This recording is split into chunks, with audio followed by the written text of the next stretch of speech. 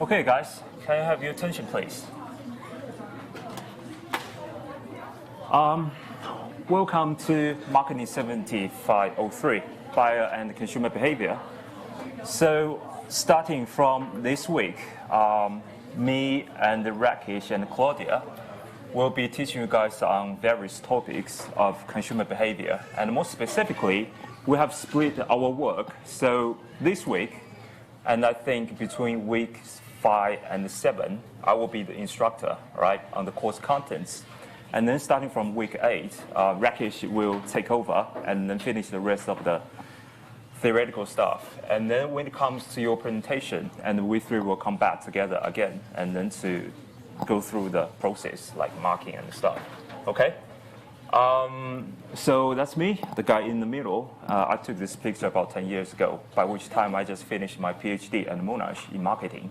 And then after that, I went to China, UK, and eventually I came back to Australia, right, to teach, right? So basically, over the past 10 years, I've done numerous topics on international marketing, research methodology, and consumer behavior.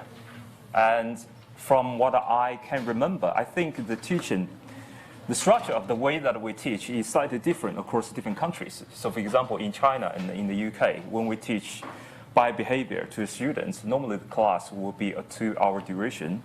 And normally it's actually 1 hour and a half, excluding the break and group discussions, right? But here in the UQ, basically we structure the class to be 3 hours long, meaning that we will have some extra stuff to cover, which is good for you guys actually, because you get what you pay for, you know. But on the other hand, then it's kind of like tricky that if I speak from beginning to end, it will be too exhausting for me, and you guys will probably lose interest as well. So basically what we will do is that I will spend, obviously, most of the time talking, but throughout the whole session, we will have 3 mini group discussions, right? In which case, we have 3 excellent tutors, Alexandria, Rosie, and Afia, that they will walk around the tables and then to help you guys to discuss. If you have some questions, and basically they will just make sure that you guys are on track and not discussing something else, like what do we eat after the class, right? So roughly we might spend 5 to 10 minutes per discussion, and then we might take a break in between. I'm not sure when, but probably after 1 hour and a half. But if you guys feel tired or you become increasingly delusional, you can just raise your hand and then we can take a break whenever you guys like. I mean, it's class supposed to be interactive, so, you know, let's just improvise, okay? So much for the introduction. So what we are going to do today, I think last week Claudia has introduced to you some basic concepts, but it's really general. It's more like the structure of the program and of this course, like assessments and stuff like that. So starting from today, we're going to gradually to narrow down from some general concepts like needs versus wants, some really broad and important and basic concepts in marketing. But then each week, we will talk about a particular topic, not only is contemporary, but also is fundamental and important in the marketing discipline. So for example, today what we are going to do is to first, we will talk about some key behavioral insights from the psychology and economic literature, all right? The reason that we place emphasis on these 2 terms, economics and psychology, is because marketing is pretty a new discipline. It wasn't even considered as a field of study or as a formal social science until after the 1950s, by which time the first journal, and currently still the most influential one, called the Journal of Marketing, was introduced into North America. And if my memory is correct, I think the year was 1952 or something. I can't remember precisely, but roughly in the ballpark, all right? So if you consider that, that means that the whole history of the marketing as a discipline is no longer than 70 years, right, roughly. Not to mention the fact that we don't even have the term buyer behavior and consumer behavior until after the 1970s or 1980s. So it's relatively new, and because so new that we don't really have a lot of fundamental or groundbreaking theories to start with, we have to borrow some basic theories from some adjacent, more established fields to build up our own discipline. And obviously, because consumer behavior is about your behavior as a consumer, And if you think about it from your own perspective, normally what you do on a daily basis, you are the consumer, right? And when you buy some stuff for your friends or for your family, in which case, if you don't consume the product or service yourself, then you act as a buyer. Basically, you make the decision, you make the purchase, you pay the money, and then you get the stuff, but you don't necessarily consume it. But whatever the situation is, if you think about it, you can always relate the scenario or the experience back to your daily life and your own consumption behavior. And because it's all about human decision making and information processing and how we interact with the world and people around us. So obviously, it makes sense for us to look at some disciplines that share a lot of similarities. So for example, economics and management and psychology, they basically deal with human behavior and human thoughts as well. The only difference being that if you're talking about the people's thinking in general, it's called decision making or information processing. But when it comes to buying a product, then we might actually change the term a little bit. It sounds sneaky, but that's basically what we do. We change it and to call it consumer behavior instead of general psychological behavior, okay? So that's why we have to borrow a lot of stuff from the fundamental social science disciplines to build up our own theory and our own theoretical framework. And because they are groundbreaking and they are really important, especially in recent years, I would say that every 5 or 10 years, we'll see a fundamental change of our understanding of people's behavior.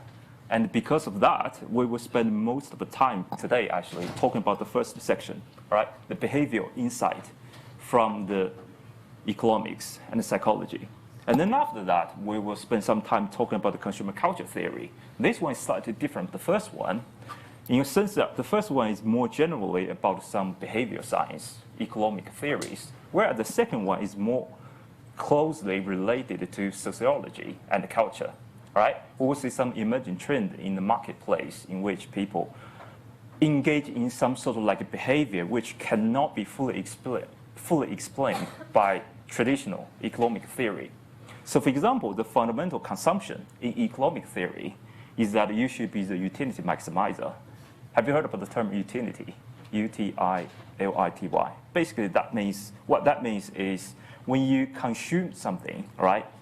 Be it eating food or buying some sort of service, or for example, if you decide, okay, today I feel tired, I don't want to go to the class, I want to sleep.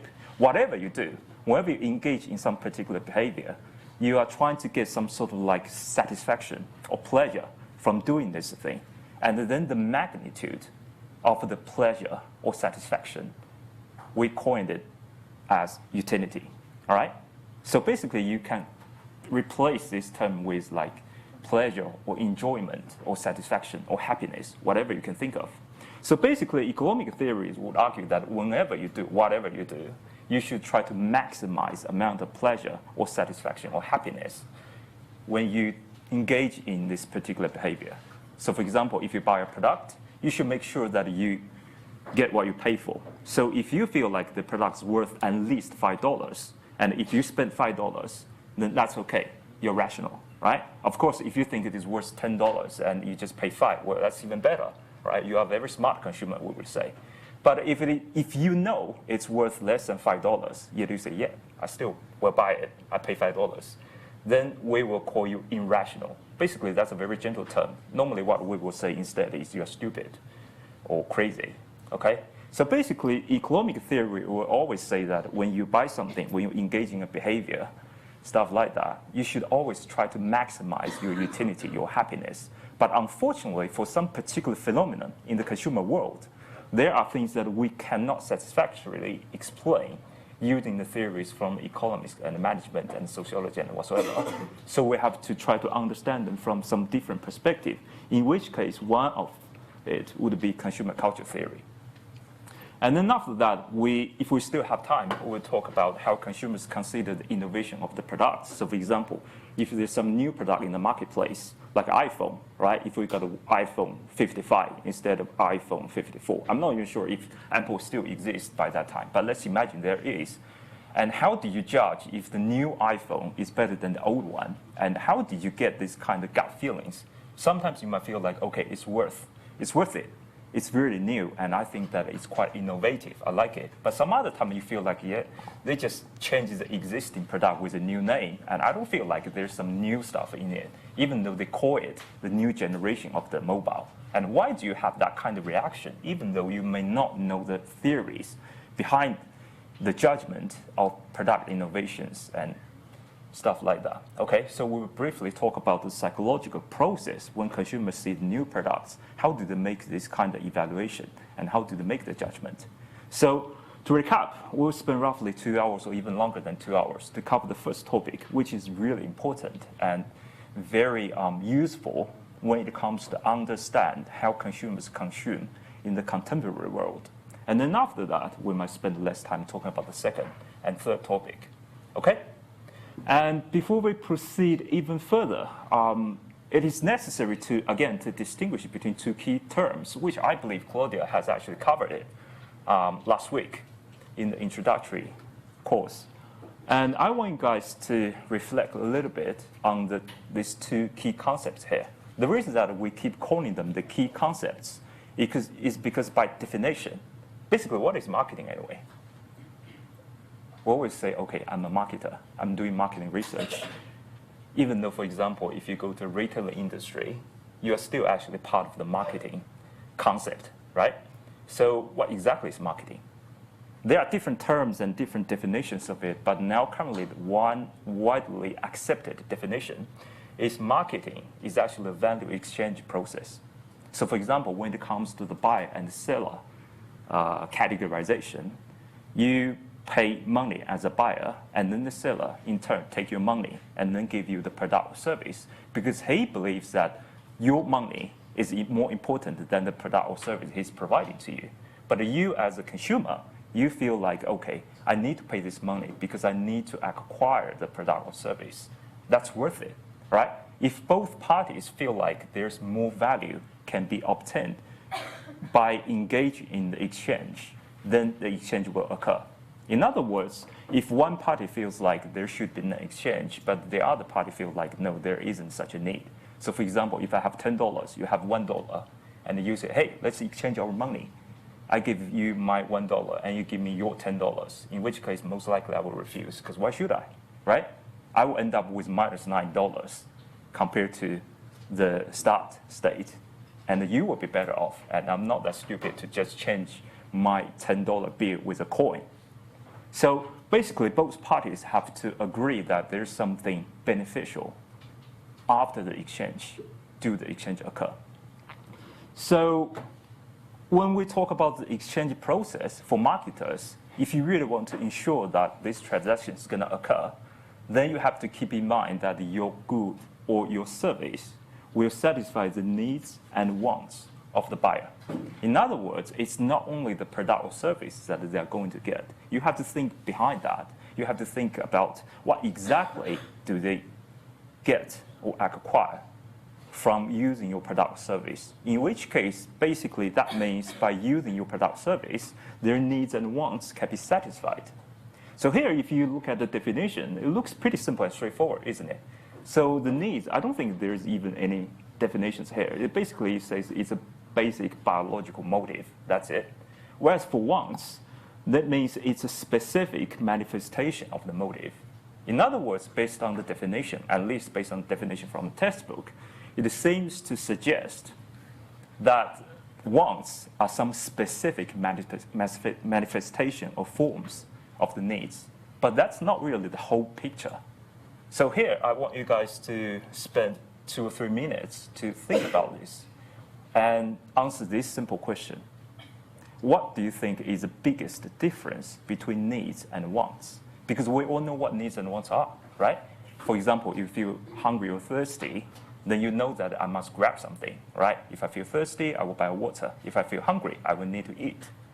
You know what roughly it feels like, even though you may not know the precise definition of it. But what exactly is the difference between these two components here? Because we have to understand the difference in order to understand when consumers' needs are satisfied and if their wants are not satisfied, or if their wants are there, but if their needs have been satisfied already, what's going to happen? But in order to understand the second question, we have to understand first, which is, what's the difference? So please spend 3 or 2 minutes talking with your teammates or the students sitting beside you and have a chat.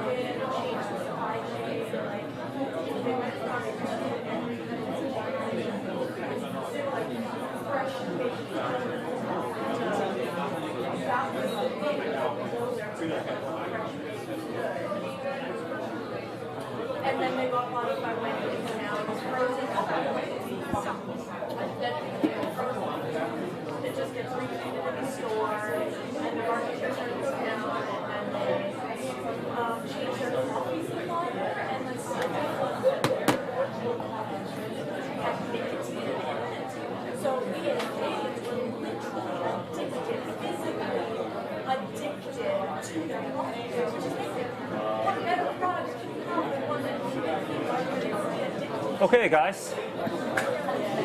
Did anyone come up with the answer? Anyone want to volunteer? Do you want to share your opinions or ideas on that? Don't try to hide yourself behind the desk, because I'm not going to just pick you up and say, okay, your turn. I'm not going to do that, all right? So do that. Okay, cool, thank you. Anyone? What's the difference, basically? So based on our group discussion, we think need is like the fundamental level of personal, physical or psychological needs, such as I need water every day. Yeah. So that's his need. And want would be like like different people have different conceive of things. So it's like maybe I need coffee, I need Coca-Cola. Yeah. Okay. Something like that. Thank you. So basically, I think your main argument is that for needs, they're much more universal and their forms are much more fixed and similar across different individuals. Yes. Whereas when it comes to wants, then the forms or the manifestations of it might be more diverse, is it? Yeah, it's kind of like Maslow's hierarchy things. Mm-hmm. Like if you didn't add that one, then that would be more accurate. Because basically, the reason, okay, here's the thing, all right? The reason that we call it the Maslow's hierarchy of needs instead of Maslow's hierarchy of wants, there must be a reason behind it, isn't it? So, yeah. Can't be, but still, nice try. Any different opinions or other suggestions? I completely agree with her. 7 points. Because the mic has been handed to you, not that you want it in the first place, is it? Yeah, that's also probably we are going to talk about the same sample. So drinks. If you're thirsty, you need to grab a glass of water. Mm-hmm. So there's a satisfaction. But probably except this, you want to have something better. You want some beer, want something which has high level of the self-satisfaction. Yeah. Yeah, probably these differences between the needs and the wants. Okay, thank you. So basically, you were saying that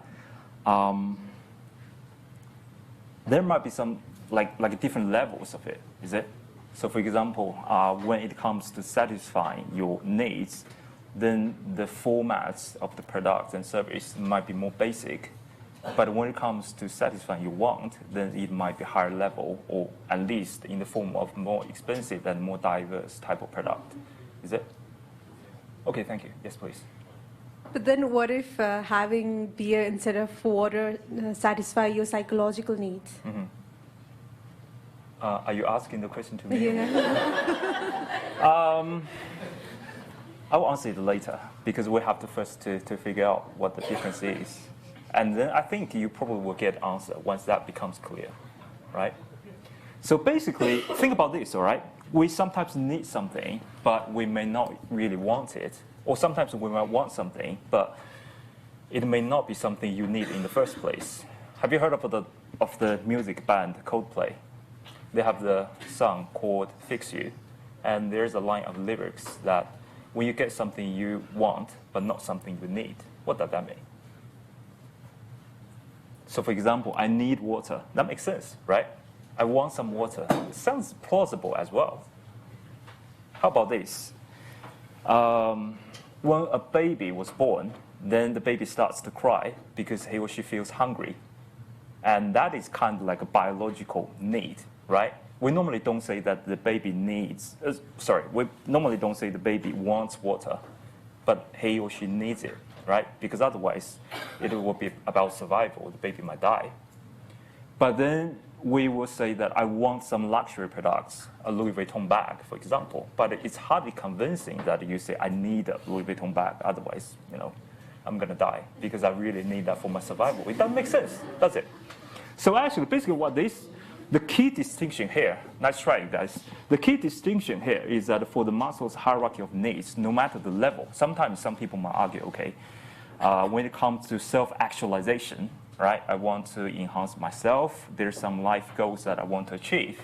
And if I can't achieve them, then I feel like my life is meaningless. And some of you might argue that, okay, it's a form of wants, but actually it's not really the case. Because basically what needs means that they are biological. When you are born, you basically actually have these kinds of needs, though in different order. Normally, the lower level of needs need to be satisfied first, and then you will see the emergence of the higher level needs. For example, some people might feel like my life is empty because I just go to work, I get my salary, and then I buy food, and then I get married, and then eventually I die, right? It's an okay life. But some people might feel like there is a crisis of existence because we don't like it. We feel like our life is kind of meaningless. It's actually another form of needs that has not been satisfied, so-called personal satisfaction of your life goals and your actualization of yourself. But when it comes to wants, it becomes specific. Normally, when a person is born, he or she does not have any form of wants, all right?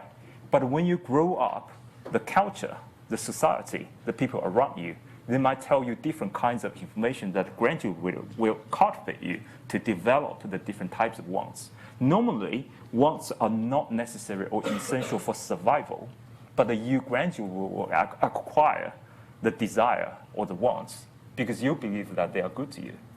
Like luxury products, for example, they are something you normally want, but you normally don't need them. But the food and water, they are the stuff that you need, okay? But you might argue, okay, how about beer? For example, I feel thirsty and then I want a beer. And if you think about that, normally what this means is that if you don't have beer, if I give you some plain water instead, you will still be able to survive, right? So basically what you need is basically to quench your thirst. It's not really because I need this particular brand of beer. That's not really my need, all right? My need is just some sort of like a liquid to just make me feel less thirsty. That's something I need. But when it comes to different brands of products, some more expensive, some less expensive, then the personal tastes and other various issues, they kick in. Okay? So in a nutshell, basically the most fundamental difference between these two is that when it comes to wants, they are not necessarily there when you are born. But as marketers, we might try to tell you that there are something that are good out there, and we will encourage you to try to acquire them because this will help us make some profit. So we'll try to create wants. But normally for need, we can't create them. They are basically there already, right? We don't have to teach you, if you're thirsty, just drink some water, right? Because this is due to the survival instinct. You know that I have to do that, otherwise I would just die. It's a biological need, okay? But when it comes to wants, it becomes more tricky. We can create your want, even though you might not even have it in the first place, like luxury products, like the luxury cars, right? You just need some sort of like a method for transportation. You can take train, you can ride a bicycle, you can even walk, right? Imagine a society in which we don't even have this kind of cars or trains or planes. We all have to walk, but that would be fine, right? We'll still be able to survive. But by creating the more higher level or different forms of products, we can actually better satisfy the specific type of wants, okay? So the reason that we have to distinguish between these two is because nowadays, especially for the marketers, we increasingly place a greater emphasis on the second term. Because for the needs, they are really fundamental. And you don't have to encourage people to realize their needs in order to satisfy them, right? They are there already. You just figure out what are the best form of product or service to provide to them. But for the wants, there might be a chance that you can create the desire for something that is wanted, but is not necessarily needed in the first place. And then there's a chance that you can create some profits and to make your business grow. So after understanding that, now let's move on to, let's call it approaches to studying consumer behavior. Like I said, the consumer behavior, this field is relatively new. And we don't really have a lot of fundamental basic theories to start with. So we have to improvise. And now what you have seen here, they are the different disciplines through which we use them as a tool to understand consumer behavior. And one key point here is that from the anthropological, sociological, psychological, whatever perspective you look at a particular consumption behavior, there are two consequences. First is that the conclusion you get might be different depending on the discipline or the perspective you take. For example, if you examine people's food consumption behavior, if you look at it from the cultural perspective, anthropological perspective, the conclusion would be different compared to if you examine it from the economic perspective. All right? It will become clear immediately why. And the second is that all these disciplines, they are supposed to be complementary to each other. In other words, they are not conflicting or competing with each other, such that, okay, for this particular phenomenon, we have to use economic theories. Otherwise, if you use history, it will be wrong. It's not really the case. Okay? They're complementary in a sense that the conclusion will be different, but put them together, they will help you better understand how people consume and to help us to better understand the psychological process. So what exactly do we mean by anthropology? This one is a little bit tricky, but generally speaking, that's a study of human, all right? Humanity, religion, culture, more specifically. It's about studying how different societies have different consumption behavior emerge as a consequence of the cultural and the religious effects. And this one is really similar to sociology, except that for anthropology, it's much more global. All right? It's more about the macro aspect. In other words, we look at the human development as a whole, and sometimes we don't even care about the context. So for example, we might examine Asia versus Western society and to see how the food consumption behavior might differ. But when it comes to talking about America versus Canada versus China versus India, when it comes to more specific regions, then we normally call in this term sociology, because now we're talking about some subtypes of societies that will shed light on the subtle differences across the different subgroups. And the psychology, I don't even think that I have to explain that term, right? It's about the human's psychological process. It can be a process of the individual. It can be a process of the group as a whole. So for example, when it comes to making the decisions, when you make your choice by yourself, compared to when you talk about your decision with your parents or with your friends, the decision you make eventually might be different. You might wish to go to the University of Melbourne, for example, but after talking with your parents say, yeah, Melbourne sucks, just go to Brisbane, and then you change your mind. Okay? So basically the psychological process means that the psychological aspects of how people feel, how they make their decision eventually. And the economics, this one is particularly popular when we examine firms' behavior, but it's equally applicable when it comes to individual behavior. And the most familiar terms when it comes to economics would be price, money, right? If I increase the price of the product, would you be happier or be more pissed off because the price is more expensive? How actually do you react to that? Sometimes increasing the price does not necessarily decrease the demand. For example, in China, now the housing price is just crazy, right? And actually, when you examine the demand and the price relationship, normally it should be negative, right? The price goes higher, the demand should decrease. But in China, especially in the housing marketplace, actually, I think the opposite is true. When the price goes higher, people actually demand increase as a result. Why is that the case? There are many factors at play, but one theory is that when the price increases, some people might figure that in the future, the price will be even more higher, okay? So I'd better make my purchase now in order to make sure that I don't lose money in the future. Or some other people might figure, okay, it's a good time to make an investment so that if I buy low, in the future, if it doubled or tripled, I can sell it and make some profit, okay? So basically, when it comes to monetary terms, we normally try to examine this behavior from the economics perspective. History, this one, again, is really similar to anthropology, but the time is of essence here. We examine how people's consumptive behavior change as a matter of, for example, compared to 50 years ago, compared to 500 years ago. Would people's consumption behavior be different? Would people's needs and wants be different? And why is that the case? Is that due to the economic development? Is that due to the change of the society, or what? And finally, geography. This one, again, would be related to anthropology and sociology, but the difference being that we concentrate more on the geographic location of the people and to see how their behaviors might be different. So for example, drinking might be a bigger issue in Russia than in China, even though both countries actually have the same longitude, but our latitude are slightly different, right? In winter, Russia would be much more colder, in which case it might make sense to believe that people there might need more alcohol in order to warm up. Actually, I don't know why they don't use heater, but whatever, right? They might just decide, okay, alcohol might give me a quicker kick. So these are all the perspective or disciplines that we use to understand consumer behavior.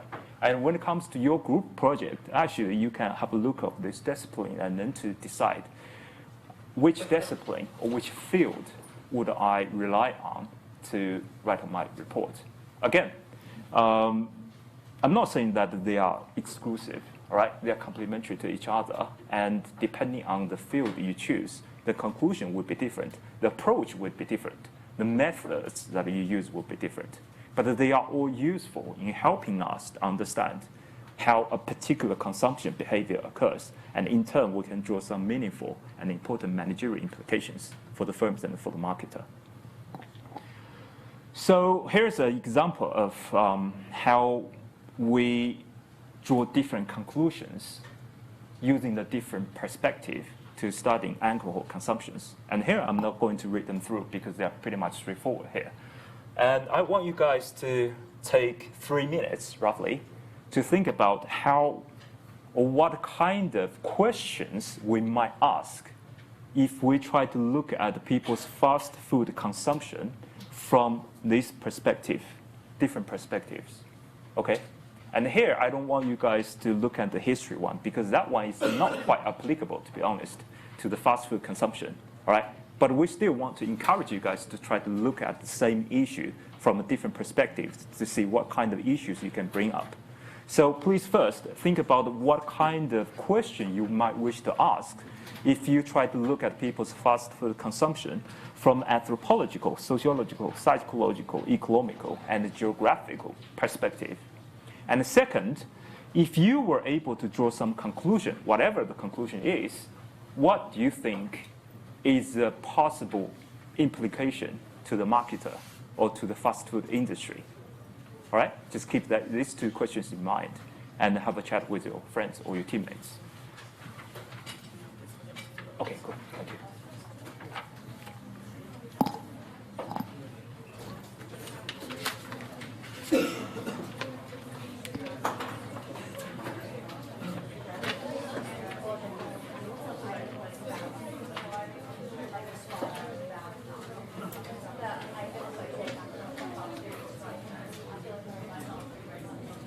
After alcohol. Too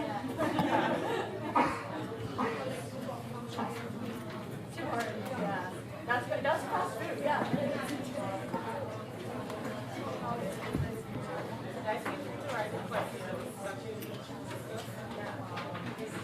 Yeah, so fast food is definitely like culturally related. Like going out for coffee with your friends and like going out for drinks with your friends.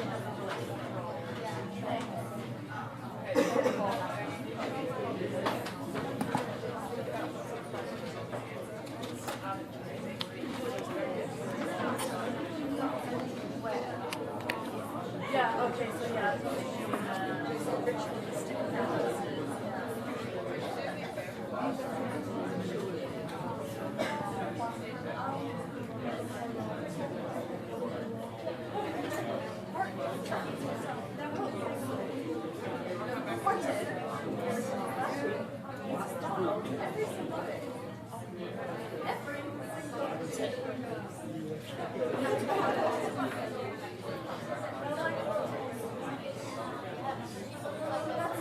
That's just what he was like. It's just what I don't want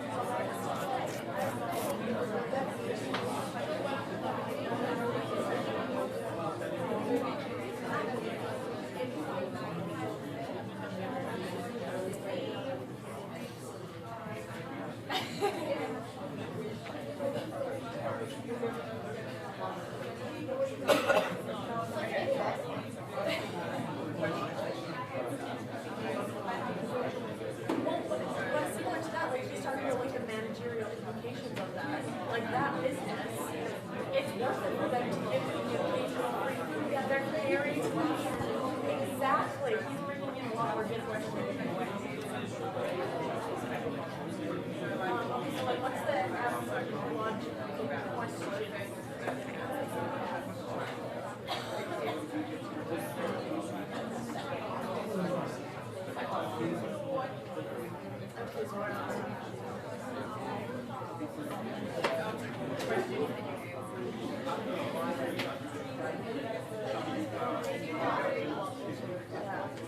I get pizza every Friday. Yeah. I just don't know what else to do on Fridays. I get pizza every Friday.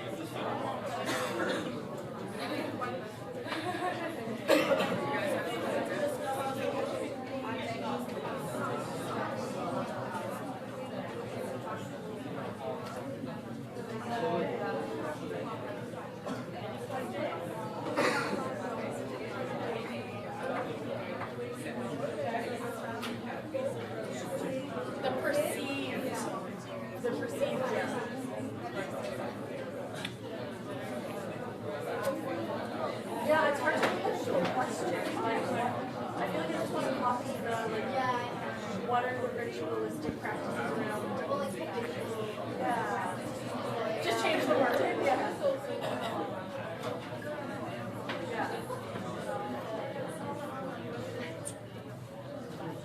Behaviors of getting fast food.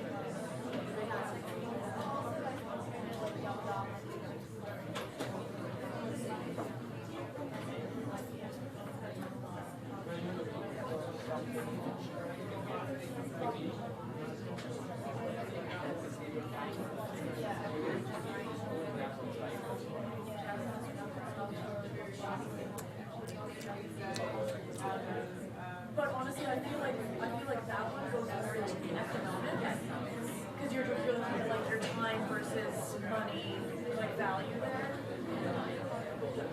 Yeah. But that's a good. I think that's like exactly what economics. Like nobody eats fast food because it's gourmet. You eat it because it's fast and cheap.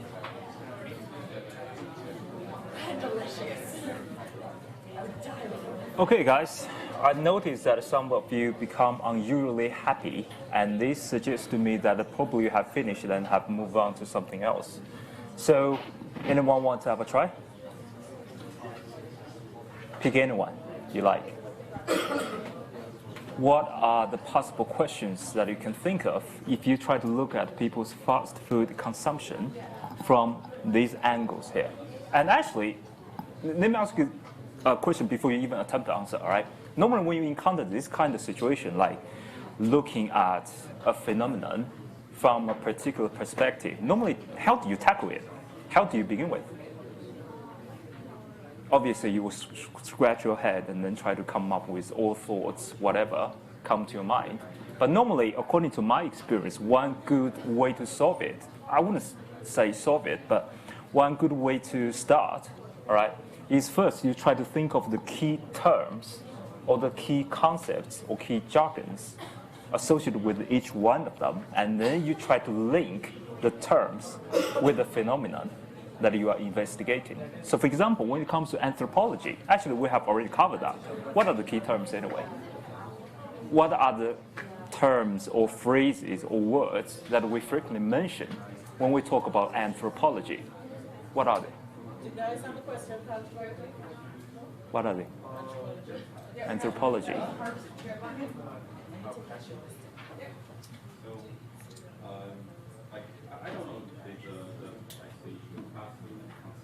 Sorry, I trying the anthropology one? Whichever you like, I mean. History, okay. Are you sure? Because I think that, because I said that we don't need to use the history one to explain it. Oh, really? Yeah. Okay. So pick a different one. Not really. Oh, so you're done. Okay. Okay, before you even attempt to answer, okay, what are the keywords for the anthropology anyway? The social one. Like the key terms and phrases. Culture, right? Religion. And for sociology, society, subgroups, right? Countries or physical regions, right? Even though they are similar to geography, but they're different because we're talking about some sociological aspect. Psychology, of course, there's too many terms, and we don't even have to answer that one. Economics, price, monetary incentive, charge, right? Discount, they are all key terms here. And for history, we're not using it here, but for history, it's about time past, right? Years ago, years in the future. And geography, location, physical location, different countries, right? So have a try now. For example, from the anthropological perspective, when it comes to examining people's fast food consumption, what kind of questions do you think would be relevant? Or what kind of questions that you wish to ask if you look at this phenomenon from that perspective? Anthropology, for example. Okay. So in some culture, eating meat is not like something that is promoted. So they might think if they have vegetarian option or not. Okay, thank you. Actually, when I first came here, I couldn't distinguish between vegetarian and vegan because they all seemed like similar. And one friend of mine, he was actually a vegan, so he basically told me that for vegan, that's much more strict. It's like a higher version of vegetarian, right? But unfortunately for him, he actually went to McDonald's and he ordered a burger, and then after eating that, he's from India. And then after eating that, he happened to ask, so what is meat in it? Is that chicken? I said, no, it's beef. And that guy it looks like he's devastated because he said that according to his religion, he's not supposed to eat that. But unfortunately, he has swallowed that. He agreed that it's kind of tasty. But he also said that he will never do that again. So religion here might play a role. Okay? Yeah? Thank you. Sociology. Anyone want to try? Oh, sorry, we haven't finished yet. So what do you think is the implication for the marketer? It's a silly question, but it's pretty straightforward, but let's just finish it. Sorry, what was that again? What's the implication for the marketer? So for example, if you're McDonald's, if you try to sell fast food, let's say in India, apparently beef would not be a good idea, right? Introduce vegetarian option. Oh, so they have like a veg An option without any beef. Really? Okay. So it's just a bread then, is it? Now with potatoes and stuff. Okay, because I can't imagine a burger without meat. They have burgers with peas and carrots, some like chickpea flour. Actually, in India they have like aloo tikki. It's like potatoes. Potato. Yeah. And does that taste like meat or? Okay, thank you. Because I frequently went to Coast, I think now on the shelf they have some sort of like, I don't know what it's called. It's kind of like meat, but it's not meat, right? It tastes like meat, but I think it's made of tofu or something. Yeah, but I didn't try that one because, first of all, I'm not vegetarian, and second, the package, I don't like the package, so I didn't try it. Anyway, okay. Yeah, sociology. Sociology, I think, is the what kind of body structure will build after eating the fast food. Yeah. Like it would be kind of bulky body, I would say, like unhealthy body. Yeah. So that can be an example of like sociology. concern for health. Yeah, concern for health. Yeah. Because normally our stereotypical perception of hamburgers and chips and fried chips basically is that they're unhealthy, right? So what sort of questions you would ask or you would consider as a restaurant? Like for example, if someone does concern about his health. Yeah. For example, if this guy goes to the gym regularly and plays football, like me, but he still eats McDonald's like 3 or 4 times a week, what exactly is happening there? Is it? Yeah. But increasing your calories, like. Or probably you might feel like, that's basically the stuff that I can get here, right, without much effort. Obviously, if I look around and spend more time looking, I might get some alternative, but it's not really. The searching cost would be too high, right? Yeah. And in this society, at the very least, fast food is pretty much like the most available and easy to obtain stuff, right? Okay, thank you. I think we had psychology. You guys have an example for sociology. Oh, sociology as well. Okay. Who was it? Was it you guys? For sociology. Did you actually want to say that I didn't raise my hand? Okay. I think they're Lady, shy. yeah. Don't worry. I mean, the class is supposed to be interactive, and I normally try to emphasize to the students that there's always no right or wrong answer, especially when it comes to marketing. Okay, there might be some more insightful answer for sure, but normally we don't judge it by right and wrong. It's not like 2 + 2 must equal 4. If you say, hey, I believe it must be 5, well, I don't think you should take this course. You should take something else. But basically, when it comes to marketing and when examining a particular phenomenon, our interpretation is always subjective, in which case it's fallible, right? It might be wrong, but who cares, It's always through this process that we can better understand what exactly is happening, and then we can better understand the phenomenon. Yes, please. Just think of example, like a bunch of friends, they'd like to gather in a fast food place as a community, like KFC, they want to meet there, and talk as friends. Yeah. So a fast food place could be is a place they want to gather together. Okay, Thank you. So yes. instead of like some high-class restaurant in which you walk in but you don't order anything, Yeah. they likely will kick you out. No, But they in would KFC order something because Okay. they would like to spend time, spend the later time. Yeah. Yeah, in Okay. that Thank you. yeah. And also, I observed that some students claim that they can't do their assignments unless they, throw themselves into Starbucks or KFC. I can't figure out how come this works because for me, it's just too noisy. But it looks like for some, they just listen to music and then have a chat with their friends, and at the same time, they finish their assignment, which is amazing. I don't know about the quality, but at least they are capable of doing that. So good for them. Thank you. Just to add that, because they had made a question related to social media, having social media in the restaurant. Yep. So I think it's very connected, even Yeah. though they didn't want to share it. And also, I think for young people, probably you're more likely to gather in like KFC or McDonald's instead of like some tea shops, because you feel like culturally there's something there that I want to put myself in, right? It made me feel comfortable, especially when the other consumers are normally of the same age group or are actually similar to me in some sociological aspects. Yes. Psychology. Yeah. So like for younger generation, that what kind of life attitude toward life can influence our fast food consumption? Yeah. Like for example, we may want to live in like in the because the social media is so popular and Yeah. like other one. My friends post the things or the fast food like they buy they their will website. recommend and maybe I will also to purchase that one. Okay, Yeah. thank you. I think for some girls, probably spend more time taking photos there Yeah. rather than eating. And The food is cold. yeah. Okay, economics. I think this one should be relatively straightforward.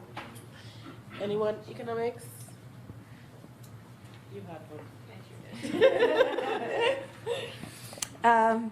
So the question was, obviously fast food has a pretty obvious value proposition there. Yeah. So if fast food were more expensive or less fast, Yeah.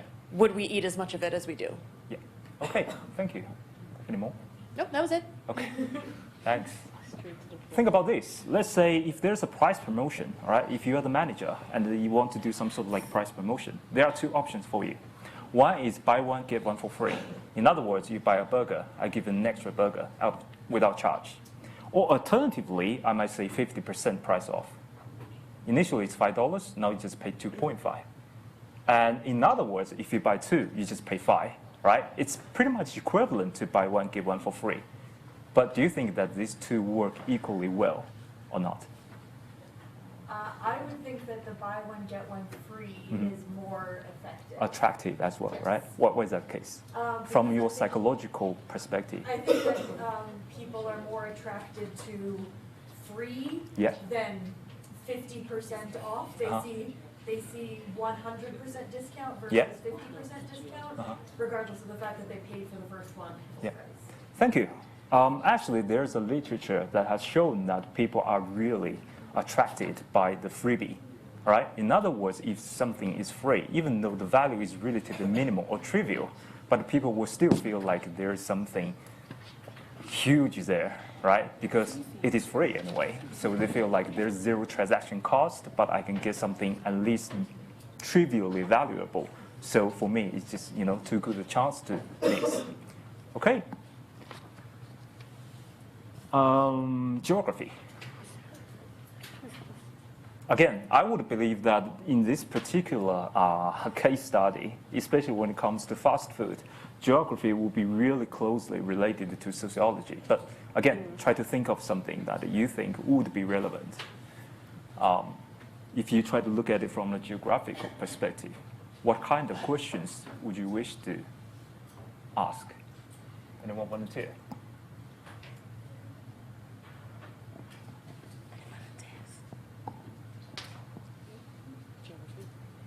In other words, is there something that you can think of that would make people's fast food consumption behavior be slightly different, which may not be related to cultural or sociological influences. For example, you might think, okay, in China, I don't know about here, right? But in China, back to 10 years ago, McDonald's introduced something called rice burger, because their rationale is that Chinese people get used to eating rice, so they basically replace the bread bun with a rice bun. But unfortunately, I think it turned out to be a bad idea because the rice is not really sticky. So normally, when you grab it, it will just fall apart and it become a mess. But it's interesting to try, but I don't think it lasts long, right? But again, this one might be related more to culture, which might be either anthropology or sociology related rather than geographically related. But would there be any particular scenarios that you can think of which would be more relevant to pure geography? Yes, please. Yeah, because you have raised your hand. No? Okay. Well, so I'm from northern Canada, where Okay. you can't really grow fresh fruits or vegetables because the ground is frozen for like 8 months a year. Yeah, so sorry to stop you here. Yeah. Do you like or dislike Trump? I'm just curious. I'm super curious about people's attitude towards that I do guy. not like Trump. Thank you. Yeah, please and continue. Sorry. For me, the first time I came to Australia and I ate a mango for the first time, I think my whole life changed. You never. I'd never had a mango Really? before, no. Huh. Because you have to import them, and they're Yeah. like they're not ripe, and they're like it's Okay, just, right, it's right. just not the same thing as like Because here it's much more like bigger. they're you know. like this big. Yeah, I think in Australia everything is much more bigger, including spider. You know. So yeah. Mangoes, Okay, not spiders. So the question that I wrote, is there a way to take advantage of local foods or local flavors Yeah. that differentiate one place from another to maximize Okay. consumption? And one of my Thank you. teammates Yeah. also had an example of like mango and sticky rice is like a very popular dessert that people will Mm-hmm. Yeah. specifically go to a place True. just to get that dessert because it's like a local flavor. Okay, thank you. And I also observed that durian is not quite popular here, but it's pretty popular in China. But what I have observed that there's a very strong reactions to durian when it comes to different group people. For people who like it, they really like it. But for people who hate it, they just can't stand the smell. They will feel like someone has been killed and has been stored in some cupboard for like a year or so. And yeah, personally for me, I'm neutral. I mean, I don't like it, but if you ask me to eat that, that's fine. And I think the smell is kind of like interesting, I would say. Okay, thank you guys. So basically, again, let me emphasize that when it comes to some particular topic, you don't really have to go through them all to decide, okay, I think I'd better pick this psychology because that one is doable, the other ones are not. But you have to keep these alternative perspectives in mind because sometimes depending on the field of study or depending on a particular behavior, then one particular discipline might be more useful or suggestive than the other, right? In most cases, I would say psychology and economics, they are basically the most straightforward and useful theory and frameworks that we use when it comes to examining consumer behavior, okay? So that's why today we're going to spend most of the time talking about the behavioral insight, okay? And another word of caution before we even start talking about this stuff is when you do your marketing research, normally there are two ways, methodologically speaking, there are different ways to approach that. Just now we have covered about the perspective, but they're about the theoretical framework you are going to use, right? They're about theories. In other words, you might use a theory from sociology versus using the theory from psychology, but they're all theory. But when it comes to the examination process, then there are two different approaches. And again, you might find them relevant to your assignment. So basically, the first one, we normally call it empirical or positivist. So basically, what this means is that it is a hypothetical, deductive process. You have a guess. We normally call it hypothesis, but you can call it a guess. And then you engage in some quantitative examination process. So for example, if you believe that this food would be much more preferred compared to its original version, then you might divide people into two different groups. You ask one group to eat the original one, the second group to eat the more advanced or modified version, and then you measure their behavioral response, like how much do they like it. You ask them to rate. on a scale from 1 to 7. 1 strongly dislike, 7 strongly like, 4 is like no difference. All right? And then you make some numerical comparison, and then you draw your conclusion. This is called a positive approach. You have a hypothesis. You either confirm it or you disconfirm it, in which case you have to have an alternative hypothesis and keep going until eventually you are able to figure out what exactly has happened. But for some particular event, or let's say some consumption behavior, for some particular phenomenon, the first one may not work, in which case you have to move to the second, which is called the interpretive approach, right? It's all about subjective interpretation of the phenomenon. Normally, the difference between this one and this one is that for the second approach, it's more likely, I'm not saying that it's always the case, but it's more likely to be qualitative, meaning that you don't have to deal with number, but you will have to immerse yourself into the whole field of study to have a very close contact with the participants or consumer. So for example, one method would be so-called focus group. So basically we recruit people to come to like a laboratory or classroom just like this, and then we ask people to sit around the table. And then there will be a researcher there, but normally the researcher will be called the moderator, and then they will start the topic, and then people will be free to discuss, in which case we will be careful to take notes of what they have said. And then if we find something to be really intuitively interesting, we might prompt that. We might actually try to build on that by asking some further questions and encourage people to exchange their ideas and keep on going. Eventually, we might come up with a conclusion will be totally different compared to what you can get from the positivist approach. Again, it doesn't mean that the different conclusions, you have to pick a winner. It doesn't mean that one approach will be better than the other, okay? If you look at all the mainstream marketing journals, academic journals, all right, nowadays, I would say that more than 80% of the papers, they use the first one, because this one is much more objective, and some people even claim it to be more scientific. I disagree, but whatever, right? The conclusion is normally based on number, so it's much more easy to examine and then to refute. But for the second one, normally the conclusion would be subjective and qualitative, right? And because different people will have different ways to interpret the process and the outcome, so the conclusion will be different. However, normally there are some phenomena that cannot actually be solved by the first approach. One classic example is the instant coffee powder case study.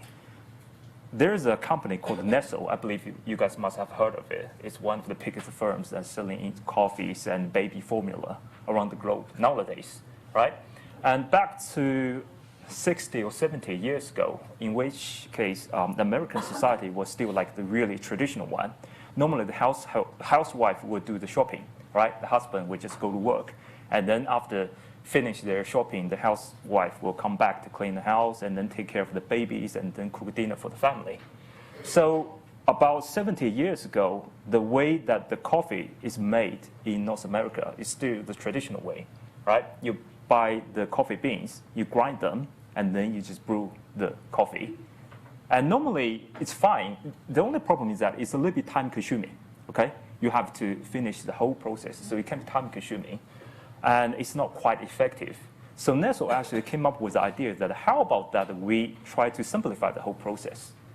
We make the coffee for them, and then we distill and then dry it, and then to make them like the coffee powder, put them in a can, and when you buy them, you take it home, you dig out the powder and some hot water, you stir it, and then it will be transformed back to the coffee, okay?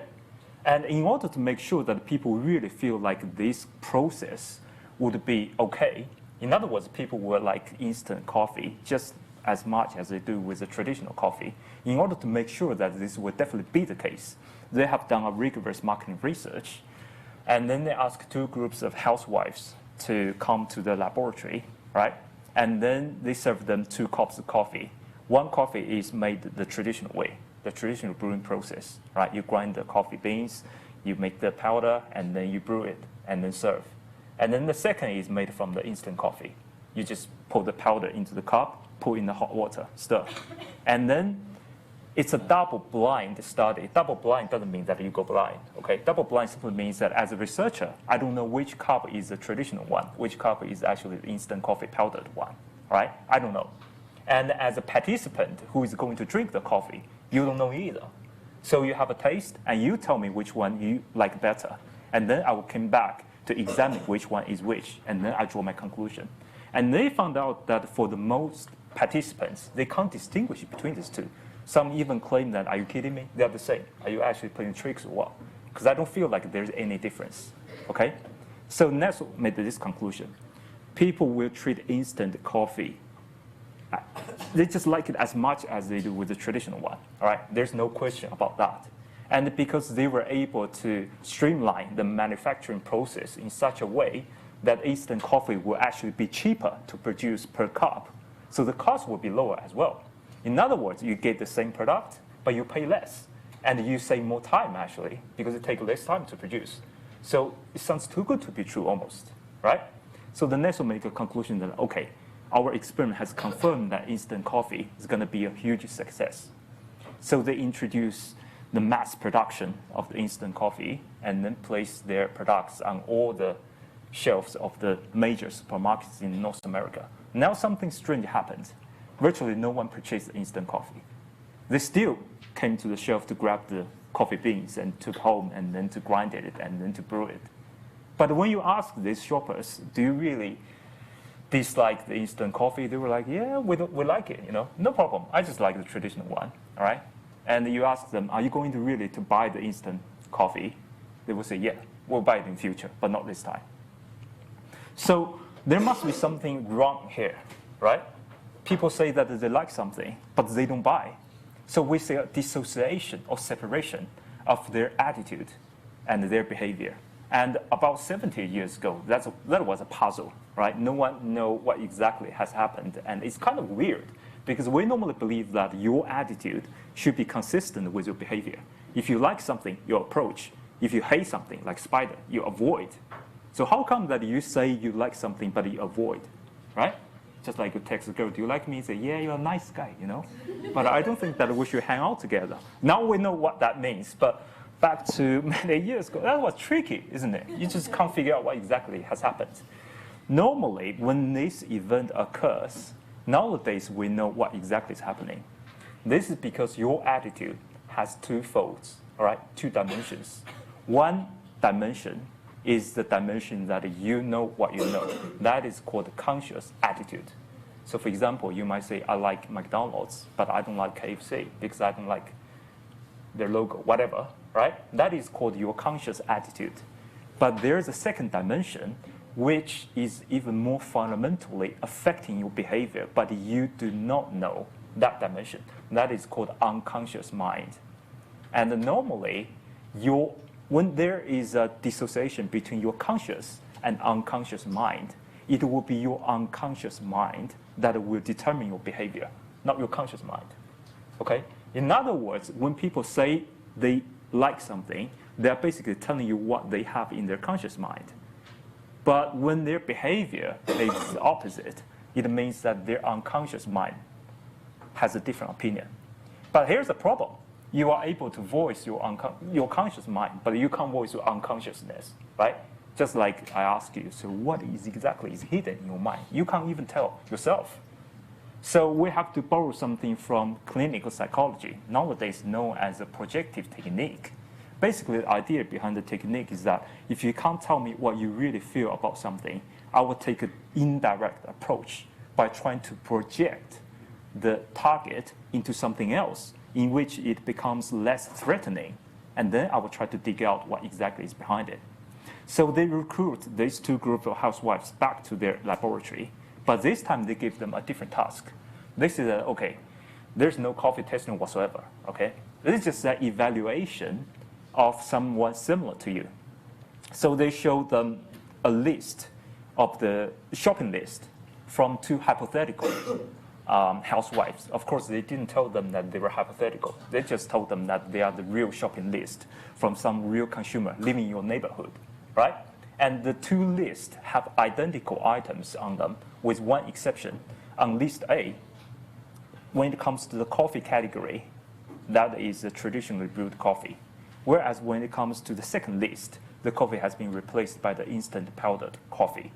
And then they ask participants to express what do you think is the personality and the value, and what do you feel about the housewife that has composed this shopping list.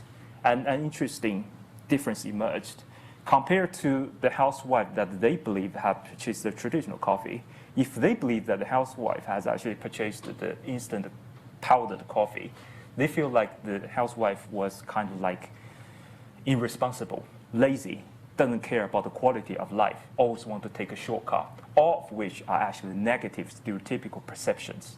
In other words, what is actually happening is that when it comes to these kind of really new products, people have the psychological reactance. They refuse to accept it because they feel like it's too new to be actually accepted. But they don't know that. They will feel like if someone else has consumed this new product, this guy must be someone not trustworthy, not reliable, too risk-taking, and too lazy. Okay?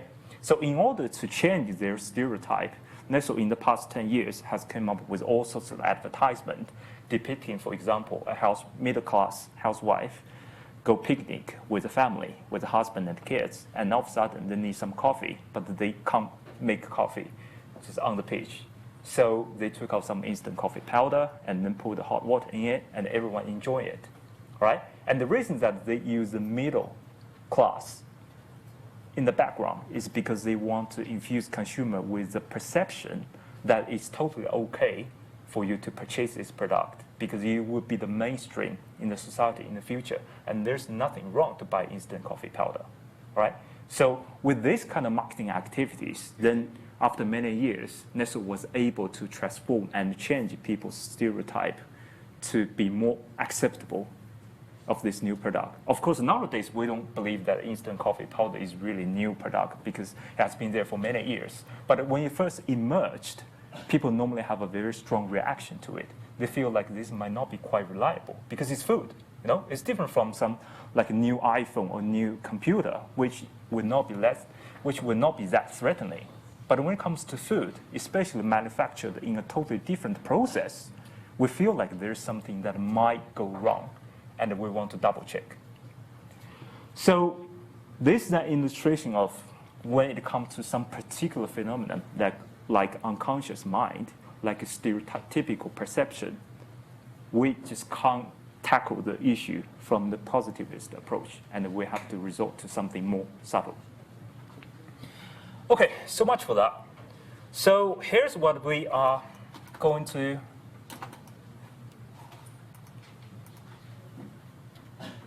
talk about today. The key topics here. And you might wonder, geez, you show us at the beginning of the class, now almost after like 1 hour and 15 minutes, you was about to start. Don't worry, because they were all some sort of like bedrocks, right? The basic frameworks that we have to know them in order to understand what's going to happen afterwards. So the first thing that we're going to introduce to you guys are some recent, by recent, I mean in the past 10 or 5 years, some which may not even be included in your textbook like 2 or 3 years ago, all right? So the first theory or the first theoretical construct, nowadays we call it the decision context. The idea is simple. We normally believe that the decision maker, like a consumers, when you make your purchase decision, it's about the decision itself, right? I want to buy something, I evaluate whatever is available, I make my purchase. But now what we are more interested in is that we believe that for many consumers, you will be affected by some subtle environmental cues which do not seem relevant, but nevertheless, it will play a huge role in altering your behavior. One such phenomenon is called behavioral insight research. And take a look at this one. We always know that when it comes to male bathroom, ladies, you probably are less familiar with this, but when it comes to the male toilet, like urinal, right, and it's always a mess. I mean, obviously, we want everyone to be careful, but for whatever reason, there will always be the issue of spillage of urine, which is not nice, right? And how to encourage people to reduce this behavior. Obviously, there are many ways to do that. For example, even nowadays in China, we normally put a logo, right, in front of the urinal with some words like, please step forward. Or a small step forward means a giant leap of human civilization, right, stuff like that. And this sounds like really exciting, isn't it? But many people don't care. They're like, yeah, whatever, well said, and still spill all over the place. An alternative way might be to insult you. So for example, you may not be as accurate as you think you are, so step forward. But still, it's not working ideally. We still see the mess in the bathroom. So Schiphol Airport is in London. They come up with a very smart idea. They actually draw a very small, tiny housefly in the bowl of the urinal. And all of a sudden, according to their claim, the spillage issue has been reduced by 80%. And we actually don't know how exactly they came up with this number. I can't believe some researcher was standing beside you, like, okay, 8 drops, and then move to a different toilet in which the housefly is there. Okay, 2 drops, nice. So there's a huge reduction. I'm not sure how exactly they got this number, but obviously they must have taken some measure, and I tend to trust them. And last year, I was flying back from London to Chengdu. Chengdu is my hometown. I was flying back from there, so I have to take a transit and the Schiphol International Airport. And I actually went inside, not because I want to take a pee, but because I want to see if the fly is there. And I can confirm that, yes, it is there. And it's nicely drawn. And I almost took a picture, but at the same time, someone else came in. So eventually, I gave up the idea, because otherwise, it would feel like weird to see someone staring at the urine bowl, with some mysterious smile on the face and then take a picture. That would be bizarre, right? So I didn't. But I can guarantee that, yes, it is there, okay? But why is this happening? Even though nowadays we know this is working, but we still don't really have a very good theory to explain it. I don't even know who actually came up with this idea in the first place. But we do know that it worked, okay? And one theory to explain it, in other words, we will have the effect first, and then we'll try to explain why this might be effective. One theory was that men need something to aim at. But to be honest with you guys, I don't believe that is really the case. Okay, so for example, imagine if you replace the fly with something like a hamburger. Not only you will not reduce the spillage problem, I believe that after you walk out the toilet, you probably will find the logo of McDonald's to be repulsive. So I don't really think that it's because you need something to aim at or whatever. We still don't know why it is working, but we do know that it is working, right? So, but whatever has happened here, one key message is that nowadays behavioral economics, like the guy you see here, his name is Richard Taylor. He won the Nobel Prize in economics, I think about 5 years ago, right? And he came up with the concept of something called choice architecture. What does this mean? Choice, we all know what that means. Architecture means the construction of the environment. The basic idea being that if you really want to effectively persuade consumers to do something, and do something can mean a lot of things, like reduce the spillage in the toilet, to buying the chips in the supermarket, whatever, you name it. The key idea is that normally people don't like persuasion, right? Be civil, step forward, they won't work. But if you change the environment by drawing a tiny housefly there, their behavior might be fundamentally altered. So the key idea is that by using some contextual cues that consumers may not be aware of, we might still be able to persuade them to engage in the behavior that we desire without their noticing. That's a key point, okay? In other words, if you tell people, please do this because I want you to, that's called persuasion. Just like buy it, it's a price discount, right? And if you don't buy, you miss out a good opportunity. That's called persuasion. That's called explicit advertisement. But choice architecture is much more subtle. I change the environment in which you make your choice. You still make your choice. I don't affect you, right? I'm not telling you anything. I just change what you see, what you smell, what you feel. But I believe that this will make you alter your behavior and make it be consistent with what I want it to be. All right? That's called choice architecture. And the rationale behind it, obviously, is called nudging. You know the word nudge? Nudge means a gentle push. Imagine that you stand in a crowded train or a bus and you are listening to your music facing the window, and someone gently nudge you from behind, even though you don't turn back, you know that it must mean that someone wants to pass through, and I'm blocking his or her way, so I will step aside, right? In other words, nudging means that there might be some external forces there that will remind you of something without you noticing.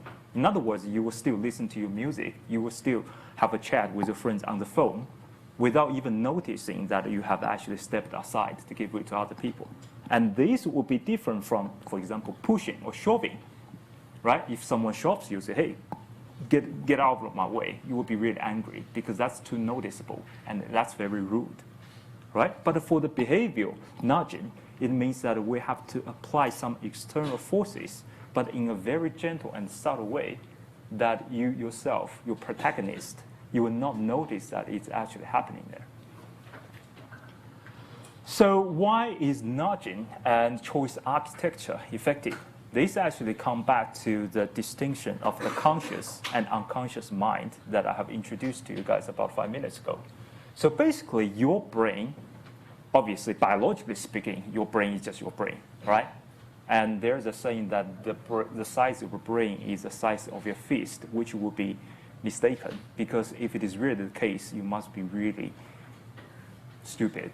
It should be your two fists put together, right? That's about the size of your brain. It looks intact. It looks like as a whole, which actually is, basically. But when you are engaging in your daily behavior, there are two ways of information processing that is happening at the same time. One is called automatic. Automatic means that there are information processing or your decision making or your behavior that is totally out of your consciousness. You don't know that you are doing that. You don't know why you do that. You don't know how it is carried out, but you do it anyway. So for example, if you are walking, you might listen to music or having a chat with your friends, but you normally don't pay attention to whether your left foot or your right foot goes first. Actually, if you pay attention to that, you might feel awkward and your rhythm might actually be disrupted. Alternatively, think about the driving. If you get used to driving, for example, you normally don't think very carefully about how do I drive. If there's a red light there, I should brake. If it turns green, I should accelerate. You don't think about that, right? It becomes automatic. You basically apply this behavior or actions or chains of actions without much thinking. And these will be different from reflective mode, in which it's all about what we have been familiar with. You think, you deliberate, and you think very carefully. For example, when you are doing your assignment, you are using your reflective mind to write the assignment, but you probably are using your automatic mind to listen to music. And it would be a very terrible idea to reverse this too, right? If you try to write your assignment using your unconscious mind while listening very carefully to the music, I imagine you will produce something really terrible, which is a bad idea. Another concept, which is, again, something mentioned frequently in behavioral economics, is called mental accounting. We all know what accounting means, right? You basically divide the money, and then you decide how to use this money. That's called accounting, which money goes to which. But the mental accounting means that sometimes in our mind, we don't treat money as universally the same. Some money must be spent on something and nothing else.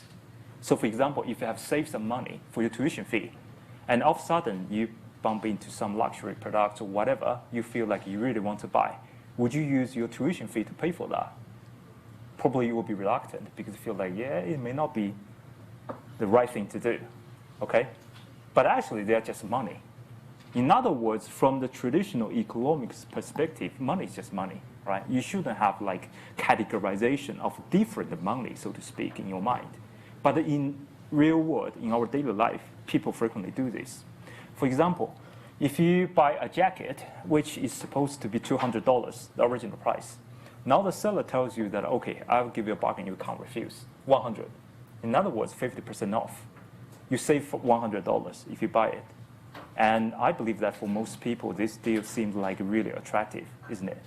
Initially $200, now I'm able to pay half the price. Sounds good. But now imagine if you're buying a house, it's $500,000. And the landlord tells you that, guess what? Now I'll give you an offer, $499,900. I would be very surprised if you just jump out and say, yeah, it's a good deal, let's grab it. Because for you, $100 is so trivial compared to the original price of the house. But it seems like a big deal if you compare it to the price of the jacket. But again, from the traditional economics perspective, you shouldn't be like that. Okay, $100 is $100. If you save it, you save it, right? Financially speaking, you are better off compared to if you don't save it. End of the story.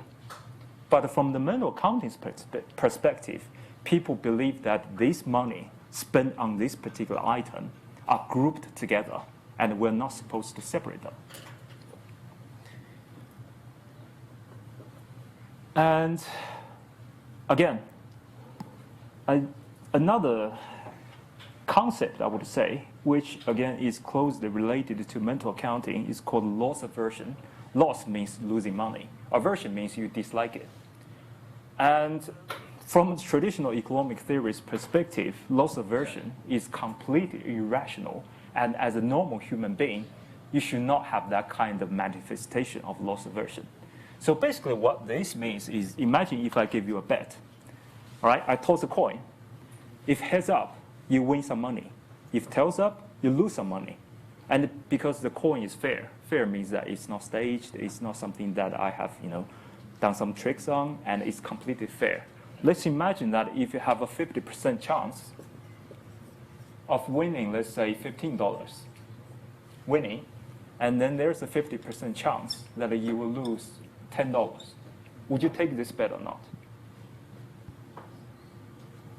Some simple calculation will tell you that, okay, 50% plus 15, 50% minus 10. So that means that my net gain, theoretically speaking, should be 50% multiply $5, right? Which should be $2.5. And that is positive. So if you're rational, you should take this bet. But if you present this scenario to normal people, I believe that most of them will turn down the offer. Why is that the case? Because according to loss aversion, the amount of money you get does not feel the same way compared to when you're losing the money. More specifically, the magnitude of losing money, the magnitude of pain of losing money is much more impactful than the magnitude of the pleasure from getting some money. And even nowadays, economic theory were able to tell us that the ratio of losing versus winning, the impact factor is 2.5. In other words, if I want to make this bet be totally indifferent to you, meaning that you feel like, okay, winning and losing for me is the same. If I really want to make it like indifferent to you, I have to increase this one to $25 instead of minus 10. Okay? In other words, if you have a 50% chance to win 25 versus 50% chance to lose $10, will you start to treat these two as equivalent? So why is that the case? We don't know. But probably there's something fundamental in human psychology that we feel like the pain is much more fundamental and impactful than the gain. Okay.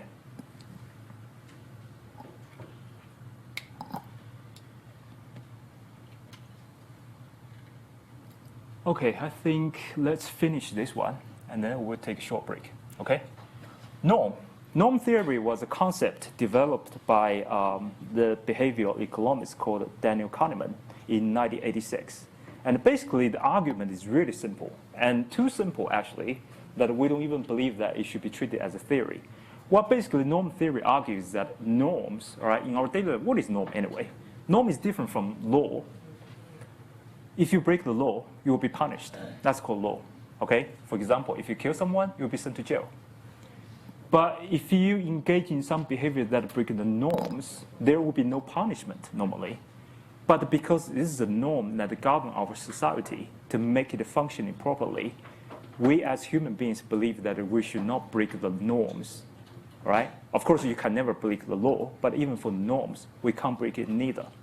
So for example, what kind of norms are consumers normally accepted when it comes to the product price? Should the firm increase the price? Will you accept that or reject that? Normally for consumers, the answer would be, well, it depends, right? If the price increase, I will see what is actually causing the increase of the price. If you go to the supermarket, for example, you buy a loaf of bread, and original price is $5, right? Original price is $5. And today you go there again, you find out the price to be $6. And apparently there must be something wrong there, right? How come that the price increased by 20%? So you ask the manager. And then the manager said, I don't know, probably because we don't like you, you know. So we increase the price.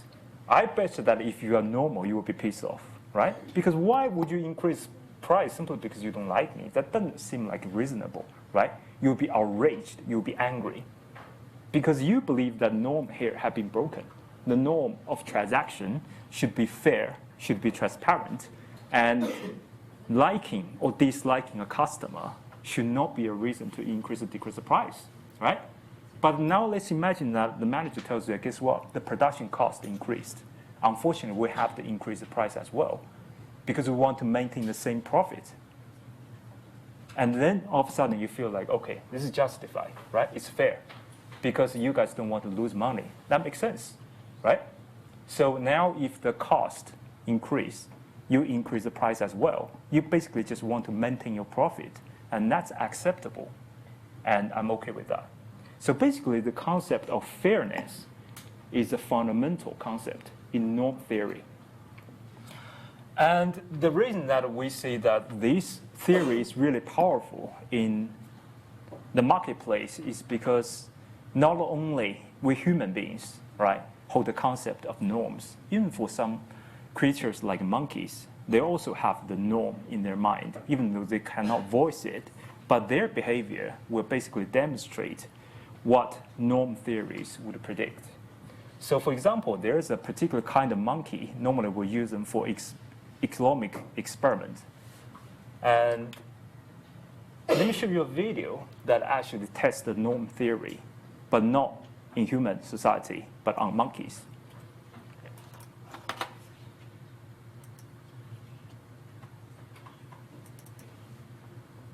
Getting grape, and you will see what happens. So she gives.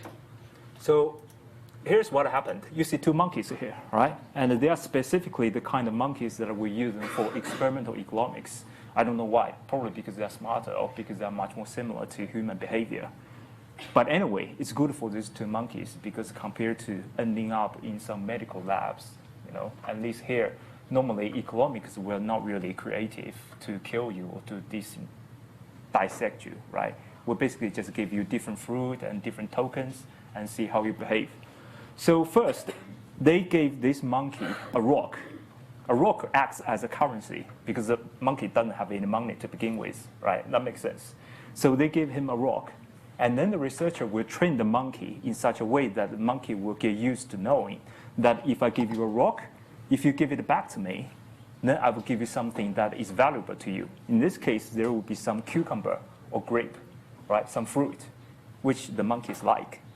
So I give you a rock, you give it back to me. I give you some token, like the cucumber or apple slices or grape. And now what happens is that they first give this monkey the rock, and then the monkey returned the rock back to the researcher. And then he got some cucumber, which is okay. He likes it, not extremely liking, but okay with it, right? The monkey likes it. And then the researcher gave this monkey another rock. But instead of giving him the cucumber, the researcher now this time gives him grape. And now let's see what happened here. And he gets the cucumber. Looks like he enjoys it. The same exchange here happens. Get it back, but they give them the grape. And this monkey was like, hold on, there's grape. And then he gave him the rock again. But this time they give him the cucumber. He doesn't like it. And they do this again to this monkey. Give you the rock, give me back the rock. I give you the grape. And this monkey was like, he get a rock again. He tasted it to make sure it's indeed a rock. Give it back. Again, cucumber.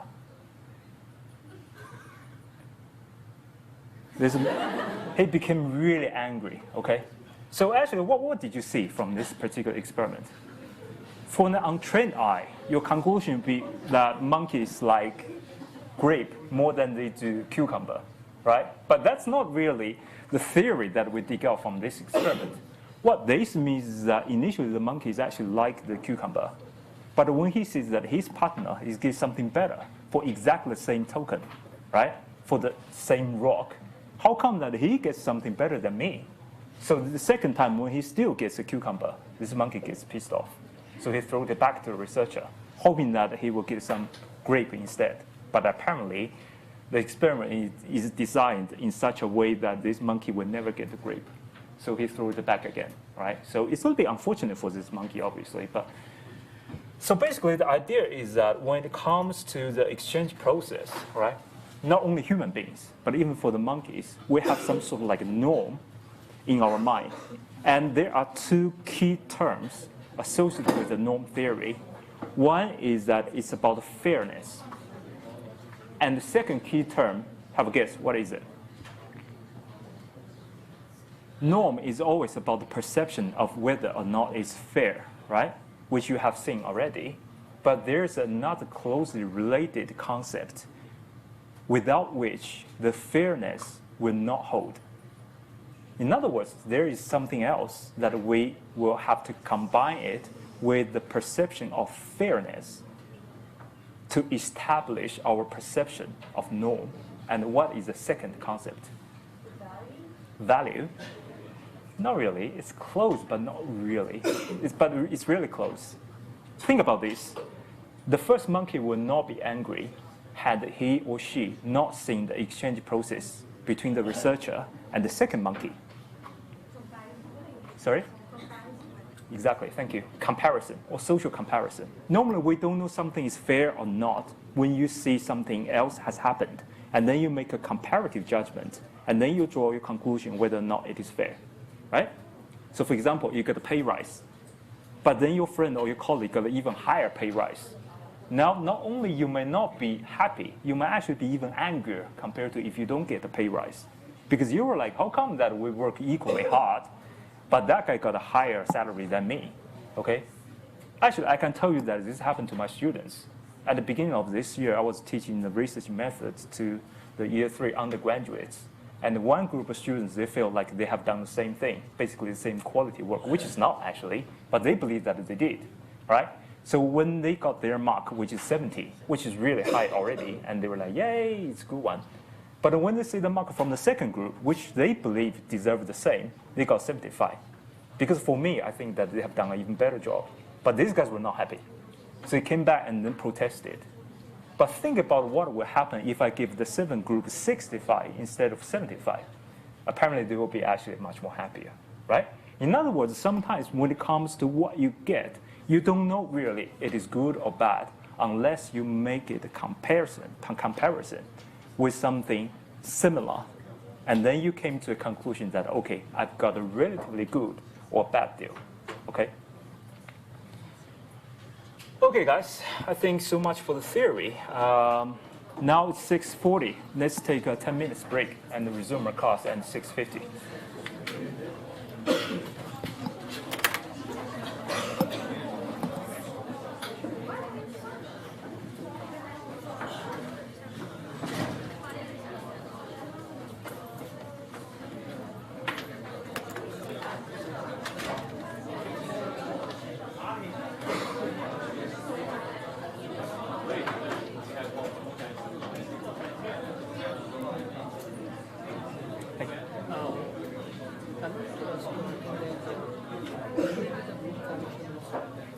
Actually, I'm going to talk about that. So you guys should start and make your registration on that by the end of next week. So you just have a chat with the classmates and then the group size is normally 5. But you can do it 4, but that is not encouraged because you're wrong. So normally I just walk around and see if there is any and then we do research.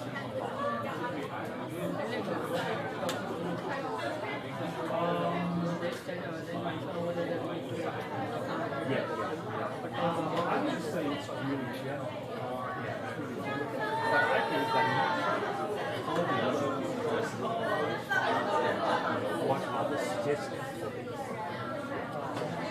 this might help you narrow down the range of now actually it's cheaper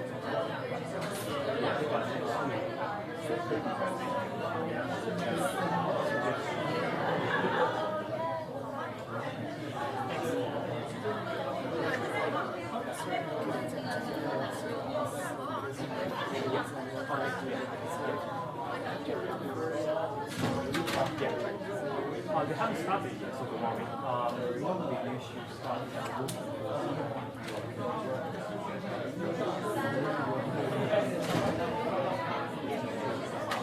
by next Friday.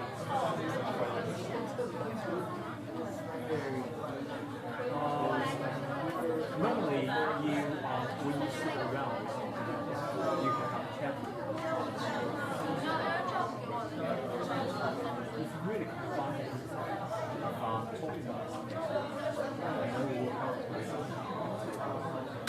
Because the group project is but you can't but do let us know if by next week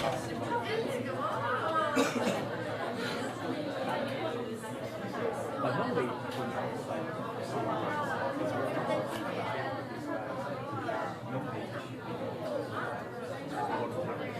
because we're not allowed to do it by themselves. But we really can't. 4 or 5, yeah, but I knew it.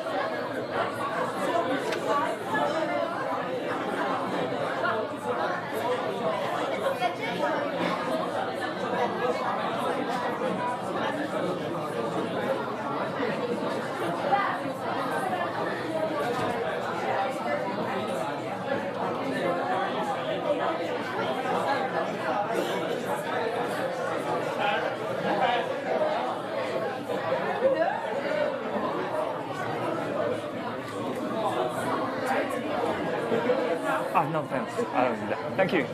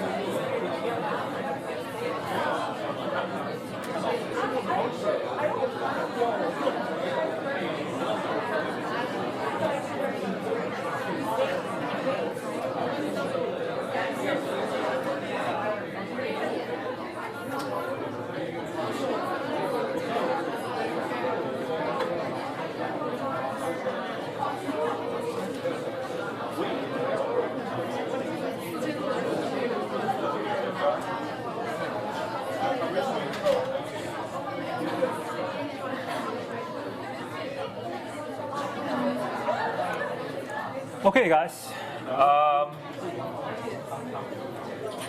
Before we start the second session, I think some of you have asked the questions in relation to the group project. So here, let me quickly go through this actually, because in case if you I'm more looking forward to that one. So basically, what will happen to your group work is that you are supposed to form the group of 5, all right? 5 people per group. You can do with 4, but my suggestion is that you better form a group of 5 so that the workload can be reduced individually. And then please have a chat with whoever is sitting next to you to form your group partner. If you really can't do that, for whatever reason, please have a chat with us next week, and then we'll try to do some speed dating, I don't know, to help you to assign you to some group. I'm sure that there will be groups willing to take you up, but please try to look around first to see if there's someone that you're willing to join together, okay? And then once you have done that, please log into the Blackboard and then to register your group membership by Friday next week, okay? Friday next week. And then I think next week, Claudia will give you guys more information on how to do the video. And then there will also be some other suggestions like what kind of topics that we would recommend. Not saying that they are better, but in case if you don't know what exactly or where to start, then this will give you some ideas, all right? So let's move on with our today's topic. So Nudge. Here's a classic demonstration of how this theory can actually be effectively applied in the real world. So here is actually what happened in the United Kingdom about 3 years ago. So basically, there is a tax return claim every year. And normally what happens is that for some people, they forgot to pay their tax for whatever reason. Sometimes they forgot, sometimes they just don't want to pay, hoping that, if I don't pay, because there's so many people here, the government basically can't check everyone, right? So there's a chance that I can save some money. But unfortunately, this may not really be the case. So if you don't pay your tax, normally the government really wants to make sure that you pay it. So normally what happens is that they will send you a letter threatening you. Like, if you don't pay, guess what? Next time there might be some trouble, right? We might send some guys to your place and then to collect the money, or if you still refuse to pay, we will send you to a court of law. And last year, the year before last year, I was in UK teaching at the university there. And what I did not know is that actually in UK, which is pretty unique, I'm not sure if this is the case in other countries, but in the UK, if you watch TV, you have to apply for a TV license. It's like £100 per year, TV license. And what is particularly weird is that if you plug in the signal cord into the socket, you will be able to watch a program. In other words, you don't have to apply to be able to watch. You can watch from the beginning, right? But you have to make sure that at the same time you pay the money, because if you don't, you will still be able to watch the program, but then they will send you a letter probably 1 month or 2 later saying that, hey, you don't pay the money, okay? And next time, please make sure you pay. If you don't, next time we will send some not-so-friendly guy to your house to collect the money. They're not really law enforcement agencies, but they're kind of like intimidating and to collect the money. If you still don't pay, then we will send you to a court of law. And actually, because I didn't know that, so I watched the TV for like 3 months. I actually didn't watch it. Sometimes I just want some background noise. I play the TV, but I actually play my mobile. But anyway, so when I received the letter, I almost freaked out. I immediately paid the money because you don't know what's going to happen. So here, apparently they have been doing the same thing, right? Sending a letter to threaten you. And according to their survey, 68% of the residents, upon receiving the warning letter, then paid the unpaid tax, right? That's 68%. But they figured that, hold on, how about that we try to use the theory from the nudging to try to find some better way to persuade people, but with less reactance from them. So for example, they sent a different version of the letter to some people in other regions. And the phrasing of the statement is over 94% of UK citizens pay their tax on time. And this basically is saying the same thing as in the first case, except that actually it's much more gentle, right? We're not threatening you that, okay, if you don't pay, there will be trouble. Instead, what they say is that, guess what? Most people actually pay their tax, and you figure. And then they found out that actually 33% of the people pay their tax in time. And you might wonder, hold on, it's just 5% increase. So what's a big deal? But think about this. When it comes to the UK population, it's 66 million people. So when you multiply this base rate, actually it's a huge number, right? It's a big improvement already. Thousands or tens of thousands of people actually pay their tax on time, in addition to the first kind of condition in which you just warn them, threaten them. But what is even better is that you tell them 9 out of 10 citizens living in your postcode or living in your town pay the money in time. And you see an even better or higher response rate from that kind of message. What's happening here? In other words, if I'm telling you that, okay, the neighbor next to you, they pay their tax on time, you will feel like there's a greater motivation for you to pay your money on time, compared to if I'm just telling you that you'd better pay the money, because that's the right thing to do. Do it. But why, when I'm telling you that the people around you pay their money on time, all of a sudden you feel like there's some compelling force to push you to do the same? Why is that the case? Again, this is actually a kind of norm, because we normally believe that when we live in a society, right, norm is the thing that keeps everything in order. So if people around us, or if people similar to us, or if people of similar characteristics, they are doing something which we believe is the right thing, then we should do the same. And where did the UK government get this idea? It actually got from the paper published in 2004. That paper basically examined a particular similar trivial issue, which is if you go trip, stay in the hotel for 3 days, and obviously when you first check in, you want the towel and the bathrobe to be fresh, to be new, right? To be washed. But if you stay there for only like 2 or 3 days, normally it doesn't really, it doesn't seem necessary to ask for a new set of towels and the bathrobe the second day, right? Because you use it yourself. So if you can reuse your towel the second and the third day, then we might be able to save some water and to save some energy, right? Because we don't have to wash it. In other words, we want you to reuse your towel to encourage the energy saving and water saving behavior. But how to persuade people? Normally what will happen is that the hotel will put out a sign that says that please reuse your towel because it's good for the environment. And normally no people will respond to that because they will feel like I pay my money, right? So you guys are supposed to wash it and give me a new set of items every time. But when they change the sign to something like the hotel guest that has stayed here before you checked in, the previous guest, they actually reused their towel. They didn't say anything else, right? They just mentioned this, like as if really casual, right? And then they observed that people are more likely to reuse their towel compared to if you just tell them, please reuse it. Again, this is the basic application of norm theory. Because if we feel like the guy that stayed here previously, which should be kind of like similar to us in some way, like they are also taking their trip, they stay in the same hotel. If they have done something right, then we should actually follow suit. So norm theory basically means that we try to use social norms, right, to try to gently nudge people to engage in behaviors that we want them to engage. So think about this. How would you tackle the child's obesity problem in the school? Especially in Western world nowadays, because of the nutrition whatsoever, we see an increasing problem of obesity there, right? So if you really want to encourage consumers, the kids basically, to eat more healthy food, what should you do? Please use the concept of choice architecture and unconscious versus conscious mindset.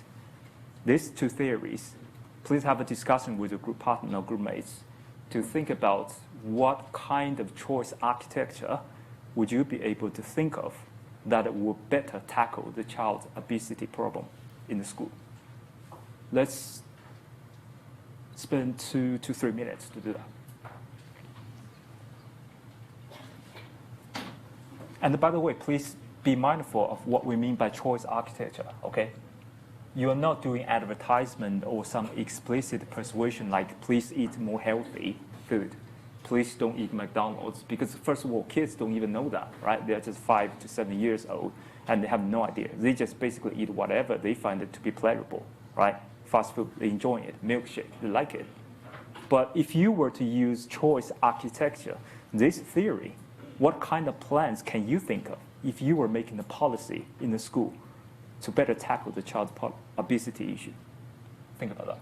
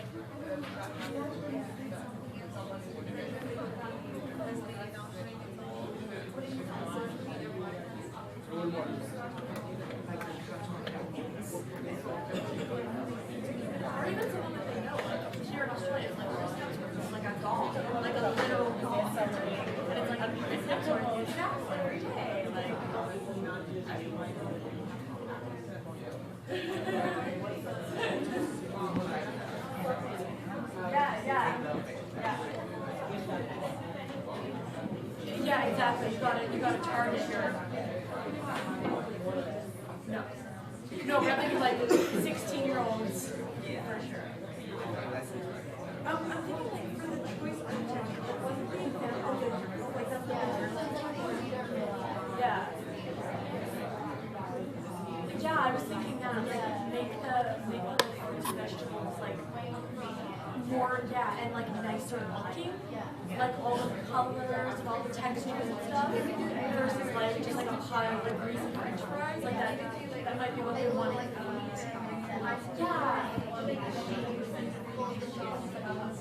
Yeah, exactly. So you have to like walk past like all this beautiful fruit and veg, and then like by the time your tray is full and you get to like the greasy food, it's like, oh well, I don't need any of this now. And if you combine those two things, like physically lay out the process in that way, and then incorporate like what you're talking about, like the role models or like. It's hard to think of like kindergarten kids as like actual consumers. So like they're so dumb, but they're just kids. Yeah. That's what I'm thinking, yeah. And making it fun, like a food pyramid or whatever, yeah.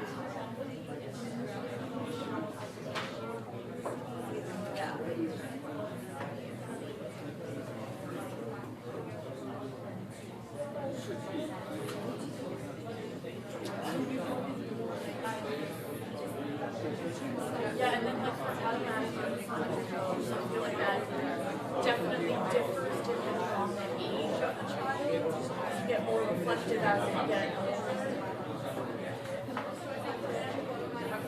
older.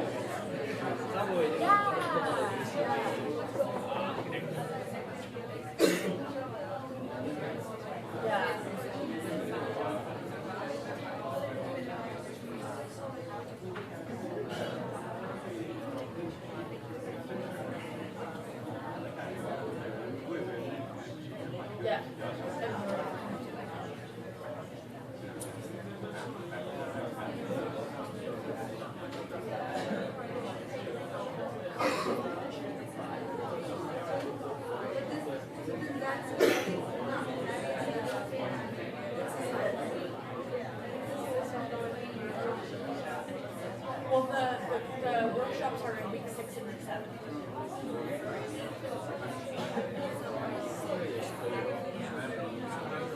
No, that's workshop number 3. No, that's workshop number 3. So there's 3 workshops, Tuesday, Wednesday, Thursday, and 6, and then 3 workshops, Tuesday, Wednesday, Thursday, and 7. So I wanted to go to the Tuesday or the Thursday of the week.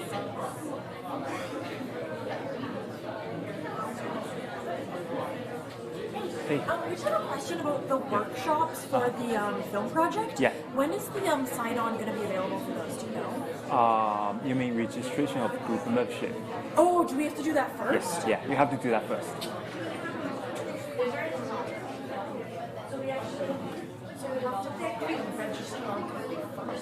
Okay, guys. What's your idea?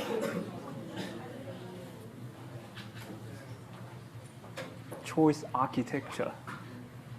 What kind of choice architecture can you actually think of to encourage more healthy food consumption behavior? What do you mean by choice architecture anyway? Basically, roughly speaking, okay, that means that instead of telling you what to do, what not to do, I change the number of options available to you in such a way that whatever you do, your behavior will move towards a way that I want it to be. That's called choice architecture, all right? In other words, if you tell the kids that, okay, don't eat McDonald's because guess what, it's bad for you, then it's no longer choice architecture. It's dictating, and it defies the purpose here, all right? So, any particular plan? Yes, please. It seems that we can place the healthy food in green and salient trays and make it more salient and distinctive, and put the greasy fat food in the gray and negligible trays, and mix both and do not try to put all the vegetables in the pot and all the meat in the pot. Then the particular kids were trained to pick all the meats, so just mix them and blend them together.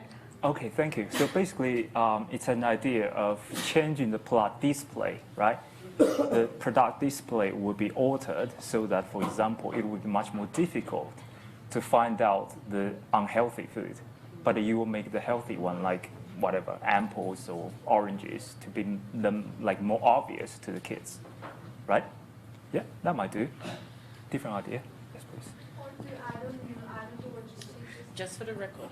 And to add on what she just said, what we can do is like put the healthy food first, like in the order, like vegetables and stuff like that, and junk food at the last. So when they pass through it, they're looking at the vegetables and everything first. Okay, right. So again, it's a different version of product display, right? Because normally when you go through the tray of the food, you will grab whatever you have at the beginning, and then eventually when the plate is full, if there's something else, probably you can't just dump them back and then say, hold on, I haven't eaten, all right? I just put them back and then grab something else. Normally you don't do that, right? You walk through the aisle, and then when the plate is full already, even though there's some junk food there, you just can't, you don't have the space to put them, right? Okay, that might do. Any other opinions? Probably use the peer influences. For example, their favorite cartoon character or something that package. You can say, like they don't consume junk food. They eat fresh veggies and fresh fruits. Or put some like interesting sticker on the food you want them to consume, but make the package of the other things relatively plain or even boring. Appealing to them. Okay, thank you. All right, guys, looks like you're on the right track. So basically, the key idea, all right, behind the choice architecture is that we try to alter the subtle environmental cues, but we don't want people to know that we are doing this. It doesn't mean that we don't want them to know, but because we believe that if our persuasion process is much more subtle, then we are better able to tackle their automatic aspect of their information processing. And like I said, when it comes to the conflict between your conscious and unconscious mind, normally the unconscious mind has its say, right? It's more important in affecting your behavior consequently. So let's move on. There's another strategy from the behavioral economics, and this one is really groundbreaking. It's really simple. It's very straightforward, and it sounds so simple that some people might believe that it might not work, but it actually does. And that strategy is called the default setting. What do you mean by default? Default means that if you don't make an active choice, then whatever you end up with becomes your choice. take this example. This is actually a paper published in Science, all right? But actually, it's by a group of consumer psychologists from Columbia Business School, right, in New York. So basically, their idea is this. They were intrigued by the fact that how come across different countries in the Western society, even though their ideology and their social values are really similar. In other words, there's virtually no difference in demographics. But how come that when it comes to organ donation, so for example, if you die, unfortunately, due to a car accident, we would like these people to donate their kidneys or liver, whichever are still usable, to some other patients so that, we can have a better survival rate anyway. So if you look at this graph here, this is from real world data, all right? Particularly, for example, if you compare Germany and Austria, the organ donation rate in Germany is roughly about, I think, less than 20%. But when it comes to Austria, which is adjacent to Germany, and actually many people live in Germany but work in Austria, and vice versa, all right? Geographically, they're so close to each other that they are more like two provinces instead of two different countries. Their ideology is similar. Their view of his society is the same, basically. But how come in Austria, the organ donation is almost 100%? That's a huge difference. In other words, in countries like Austria and Belgium and France, their organ donation rate is almost 100%, meaning that everyone is willing to donate. But when it comes to like UK and Germany, you see a drastic reduction in organ donation. Why is that the case? It turned out that it's basically in these countries here, Netherlands, UK, and Germany, the government will assume that you don't want to donate your organ unless you sign a form that specifically says that, okay, when I die, I want to donate my organ. If you don't, we assume that you don't want to donate. But the opposite is true in the other countries. We assume that you are willing to donate unless you sign the form to say that, okay, guess what, I don't want to do that, all right? In other words, it's all about signing a form, but the default is different. In these countries, the default is not donating, but in these countries, the default is that you are willing to donate, okay? And why is that the case? An idea? Why is that by changing the default, people's behavior will be so different? First of all, is this a big or small issue? I believe that for many people, this sounds like a big deal, isn't it? Because it's about some organ you have. It's not about like McDonald's you're going to eat or which course you're going to take. It's about something inherently part of you, even though you pass away. But still, I believe for many people, like for some cultures like in China, right, we normally have some not so good feelings about donating our organs. Have you heard about the term in China, 死无全尸? What does it mean? It means when you are dead and your body is not intact, you will not like it, okay? Normally you want to be buried as a whole.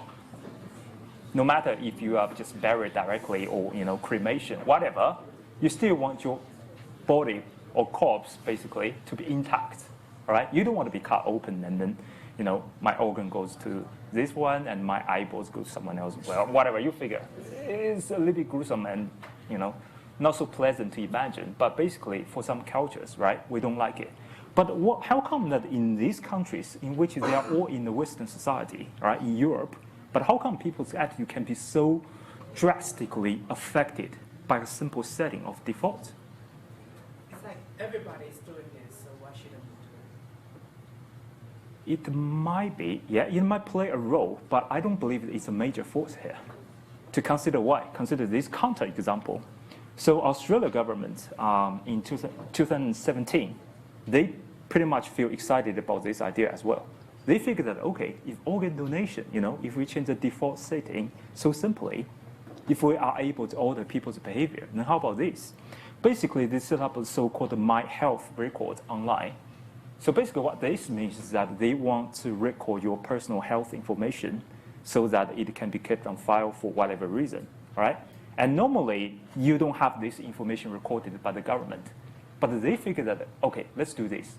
Initially, the Australian citizens and residents, they don't register their health information to the government unless they fill out a particular form to submit that information. They change the default. In other words, now your health record information, for example, you visit a GP, you go to the hospital, this kind of information will be automatically recorded by the government until you tell them that, okay, I don't want that. That sounds pretty similar, almost identical, right, to what has happened here, right? But what happened is that on the very morning when this thing became effective, it became a disaster. Almost everyone just phoned the government that morning, says that, guess what, we don't want that, okay? In other words, we don't want our information to be recorded, take it out. So initially the default is that we don't keep your information. Now we subtly change it to we keep your information until you tell us that you don't want to. Everyone freak out. And the rumor has it that that morning, probably when you make the call, you will have to be put into a queue to wait for 1.5 hours before someone can actually answer your call. And we are all too familiar with, you know, your call is important to us, please hold on, listen to some unpleasant music, and guess what? In 24 hours, we'll get back to you, just hold tight, you know, stuff like that. So why is that the case that here it doesn't work? It actually turned out to be a nightmare, basically. Now the government changed it back to the default of the default, meaning that we don't have your information, that my health record will not be recorded until you submit your form actively saying that I want my information to be recorded. In other words, the change of the default backfired, and then it changed it back to the status quo. But why it didn't work here, but it worked perfectly well for organ donation? It seems that both are major social issues that will have long-lasting consequences, right? They're both important about life and death, roughly. And even some might argue that this one is much more impactful psychologically than keeping your health information, right? I'm just keeping your information. I mean, if you don't trust the government, who else can you trust, right? Then what does that mean? Why is this happening here? How come the default setting works perfectly here, but not in Australia? Bearing in mind that there's no major difference in terms of, you know, how Australians will behave differently compared to UK people when it comes to these kind of social issues. In other words, if you change the organ donation thing in Australia, probably it might still work. Okay? It's not about Australians have a drastically different view of organ donations or health information recording. Equally, if you do the same in UK about keeping people's health information, for example, it might backfire as well. Why that case? Any guess? In other words, what is the prerequisite for the default setting strategy to work when it comes to policy making? There are actually two prerequisites for that, okay? The first would be that you don't care. In other words, when it comes to a particular choice, either do it, or if I don't do it, if I don't care whatever is going to happen, then I'm willing to accept the default because I don't care, right? If you choose if you will end up with A unless you switch to B, versus I will basically give you B unless you tell me that you want A. If you feel like, okay, I don't care A or B, you know, it feels same to me, then it will work. The second is, I feel pretty much like struggling between these two options. I don't know which is better, which is worse. It's not that I don't care, but I just don't know how to figure out the right choice. So I'll basically take whatever is available directly, right? Because I don't know if I make the different choice, would that be better or worse? I don't know, right? In other words, for the default setting to work, you have to make sure that people's attitude on this particular issue is ambiguous, it's neutral, it's undecided, as it happens to organ donation. For example, should you donate your organ or not? Unless in some particular culture, like in China or Asia, where we believe that, you know, this might be a little bit tricky to do. In Western countries, many people actually believe that organ donation is a good thing, right? They know that it might not be pleasant, but they believe that it's beneficial to the whole society. So if they are not quite sure, or if they don't care, or if they can't make the right choice, you basically set up the default as the option you want them to make. And then you will basically end up with the majority of people choosing it. But when it comes to this particular case, my health record, there is a strong preference at the beginning. People don't want it to be recorded already. So no matter how you change the default, people will still resort back to their original preference. Think about this. If you don't care if you want an apple or orange, because you feel like they're the same, okay? Then if I give you apple, you say, yeah, fine. I ask you, do you want to switch to orange? You say, doesn't matter. I can switch, I can, but I can just go with ample. Doesn't matter. But if you give you orange and say, do you want to change to ample? Probably you won't change it either, right? So you end up with whatever I gave to you. But when it comes to a choice between ample and an onion, and I say, eat it right now, in raw format, then probably for many people, they would just stick to orange. If I gave you onion, you would still want me to give you ample instead. You want to make the exchange, right? The same actually happened to the monkey experiment. That actually the monkey liked the grape rather than the cucumber, right? So you can see a very strong preference at the beginning. So when there's that established strong preference, then no matter how you change the default setting, it won't work.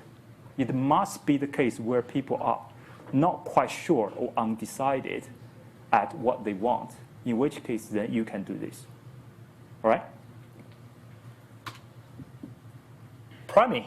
This is a purely psychological effect, but we found them to be highly relevant to the marketing area. So basically what priming means is really similar to the default setting in a sense that sometimes for many of our behavior, we don't consciously engage in it. We just do it, all right? Imagine that you are having a chat with someone. You both sit face to face with each other. You are having a conversation, whatever the topic is. And then all of a sudden, the person sitting opposite to you rub or pick his nose, in which case, most likely, you will pick your nose as well, rub it or whatsoever. It doesn't mean that you want to rub your nose because it's itchy, right? You basically just do it without any awareness. This is something called behavior activation, meaning that if there is a concept that is actually available in your mind, when I highlight this particular concept, then you will be likely to engage in this behavior. And the original experiment was actually done by a guy called John Barr. He was from the psychology department at Yale University. And basically what he examined is this. As young people, all right, if I show you some concepts that are related to elders or old people, I'm not telling you that, okay, do you like old people? Do you dislike them? Do you want to be like them? Whatsoever. I don't ask any questions. I just show you some concepts that are related to old people. Then your behavior will be changed in such a way that it will be consistent with what old people would do. For example, like walking.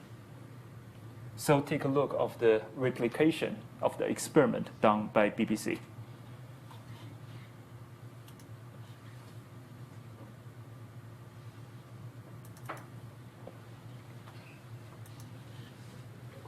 Experiment is about a psychological phenomenon called priming. Every day we absorb thousands of messages from the world around us, which have a profound subconscious influence on how we behave. This is priming. Psychologists have claimed that these messages can even influence how old we feel. Michael wants to investigate this claim and has asked UCL psychologist Daniel Richardson to restage a famous experiment in priming. Morning. They'll be asking a group of students to complete a word puzzle game. Their job is to flip these over, they're just like big fridge magnets, and make a sentence from those. Key to the experiment is that there's something hidden in all of these words that will hopefully activate their concept of old people. Michael wants to test if simply exposing the volunteers to words associated with the elderly, such as wise and alone, actually make them behave as if they're old themselves. And then they think the experiment is over. We say, go off, you've got to sign one more form. But actually, that's when the experiment begins from our perspective. Because they leave this door, and then we time how long it takes them to walk down that corridor. And our hope is, because your stereotype of old people is that they're slower and doddery and frail, and you yourself will act slightly more like an old person. The volunteers will be tracked over a distance of 20 meters with invisible lasers, allowing the team to pinpoint precise differences in their walking speed before and after the test. Okay, I think we're ready to go. This is going to be marvellous. Okay, could we have Edith, please? This is the testing room. Do come in. So, begin whenever you're ready. But will these elderly-sounding words have any effect? The first volunteer isn't quite influenced the way the team were expecting. She seems to bound up the stairs. No real difference between going out and going in? Luckily, there are more volunteers lined up. Okay, Michael, if you can take a seat in the chair in the middle of the room, please. And soon, an interesting trend starts to appear. How was that? He was just ever so slightly slower. Oh. This volunteer walked along the corridor 10% slower after the test. So as you know, this is a test of your language proficiency. It took this volunteer 20% longer to walk out. It really does make you think the extent to which your approach to older people and how you see them is unconsciously being projected. Yeah, and of course, old people experience this. So when you walk into the room and you meet someone who's elderly, and you start thinking about them, you will slow down a little bit. So their experience will be of people slowing down whenever they meet them. Right. So your behavior feeds back to them as well. So as you know, this is a very simple test of language proficiency. But to really test their theory that we're influenced by the words we use, Michael and Daniel now want to investigate if there's an opposite effect for youthful-sounding words. Will these volunteers be racing down the corridor after their tests? Yep, he went in perky, he came out perky. This volunteer walked out 10% faster than when they walked in. Pretty fast going in and even faster going out. The final volunteer's walking speed increased by 15% compared to her entrance. She did a little sprint as she came down the corridor at the end. It's so unlikely that basically a few words planted here and there could actually influence how you think about people. Hello, thanks for... Did you get the idea behind the experiment? Normally, the method that they have used is called word or sentence completion. So basically, the cover story would be that we will show you some words that are either adjectives or words or nouns that you have to put them together to form a meaningful sentence. But that's not really a test of your language capacity. Basically, what the real purpose is they want to use these words to influence you. So for example, when you see the words associated with old, slow, careful, deliberative, right? When you see these words, then the concept of elder and old people or an agent, they will emerge in your mind. And your behavior will be automatically activated to make it consistent with the words emerged in your mind. Okay? That's called the behavioral priming. And then some of you might wonder, okay, so how about if before I exam, I just show my words, like intelligent, super IQ, Superman, stuff like that. Would this help me achieve a higher mark? No, unfortunately, it won't. It will change your feelings and the perception, but it will not change your cognitive capacity. Okay? So it's a little bit superficial, basically, right? But still, it's a meaningful effect that still might be long-lasting enough to alter your behavior once you have been exposed to these concepts. In other words, marketers start to wonder, okay, how about this? If we want to influence consumer to make them purchase a particular kind of product, obviously the traditional way is that we show them advertisement of the product, telling them how good it is, hoping that they will buy it. But how about if we use priming without their notice? So if I prime you with my brand or brand logo, but you don't know that you have received this message, would you be more likely to buy my product? Take a look of a subliminal priming advertisement that has been captured by a very, boring guy who actually watched a TV program called, I don't know what it is. Basically, it's like a cooking competition. So you basically watch a couple of guys cooking some stuff, some guy else is cooking something else, and then they will compare who actually has done a better job, right? It seemed like a harmless program. It's a TV show. But in between this TV program, someone has spotted that actually there's some sort of like priming of a particular brand that has actually occurred. Take a look to see if you can actually find it out yourself.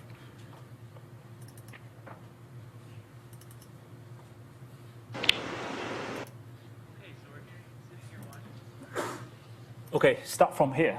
The message, the brand, has actually been inserted into the program, all right? see if you can spot out this brand yourself. Just a TV program, isn't it?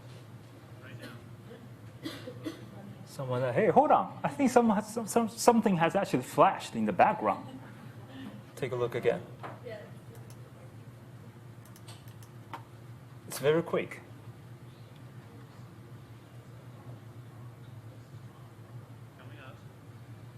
There you go. Do you see that? Now, if we keep replaying it, you might be able to see that actually, if we play in slow motion, right? That's a slow motion, picture by picture. That's why I say it's a bored audience, because apparently no one's going to pay close attention to this kind of TV show. But he recorded and played in slow mode, and you should be able to spot out the brand. There you go, McDonald's. And you might wonder, if I can't see it, then how can it actually affect my behavior? Well, what might happen, if the theory is correct, the priming, okay? What might happen is that afterwards, if after watching this kind of food cooking show, you feel hungry, you want to grab something to eat, but you don't want to cook. When it comes to deciding what kind of food you're going to buy, most likely you end up with choosing McDonald's instead of KFC, all right? Because it has been primed to you. And you might wonder, how come that it didn't see it? That's the idea behind so-called subliminal priming, right? Priming means that we want to change your behavior without you notice. And what do we mean by subliminal? Liminal means about your consciousness threshold. Subliminal means that you don't even know that I have seen that, okay? Hence the term subliminal priming.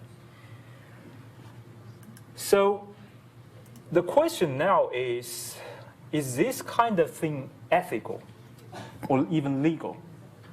What's your take on this one? Should the firms or marketers use this kind of subliminal priming to influence you? Like McDonald's, KFC, whatever, you name it, tissue paper, all sorts like a brand, they have been inserted into a movie that you feel like, hold on, the picture's not quite stable, you know? I always got this kind of flashback from time to time. I don't know what I've seen, but there must be something, probably due to the poor quality of the picture. And then all of a sudden, you start buying stuff that you don't even know why you buy. Is that ethical? Well, it depends on the country. For example, in the United States, nowadays, the regulation is that you can't do that. Because their principle, their argument, is that consumers have the right to know whether and what has been sent to them, all right? In other words, if you want to persuade someone, you should let them know that you are persuading them and provide the full information. So subliminal priming basically does not have that kind of condition, right? You have been influenced, you have been received, you are receiving the information without you even noticing it. So it's illegal, all right? Again, there are some other controversies as well. So for example, some marketers argue that, well, we don't even believe that this is a viable marketing tactics, because if you prime people, they don't even know they have been influenced, then how long-lasting could their behavior be? The short answer is that it will not last long, right? Normally, starting from the time you prime people to the time that you want to observe the effect, the time duration should be relatively short. How short? We don't have a quantitative estimate, but normally it can't be longer than 5 minutes. In other words, you shoot the prime, then you'd better measure their behavioral intention immediately after that. If, for example, I prime you with some particular brand, and then after a week, ask you to come back and to measure your preference for this brand, it will not be any difference or effect there, okay? Because it will not be that long-lasting. Think about this. This is just some subliminal message that has been sent to you without you even noticing it. It's just a picture. It's just a logo. It's just a sound, right? So it's not supposed to be fundamental anyway. But still, nowadays, marketers are a little bit careful when it comes to using this kind of tactics because, you know, there's some ethical considerations and issues surrounding it. And here's another example of the priming, but in a simpler form. So for example, I ask you to complete the word, right? 4 letters, S, O, and then P. Ask you to fill in the missing word in the third place. What word would you put in? Obviously, there are 2 solutions to this question, right? You can either fit it as soup or soap, S-O-U-P or S-O-O-P. But we found out that if I put in some contextual information like here, I put in food-related information here, you are more likely to fill out the word like soup. But when I put in some personal hygiene products like shampoos or towel or shower, then you are more likely to fill in the word that is more consistent with this product category. And in this case, soup doesn't make sense. You're more likely to fill in as soap. All right? So basically, that's all about priming.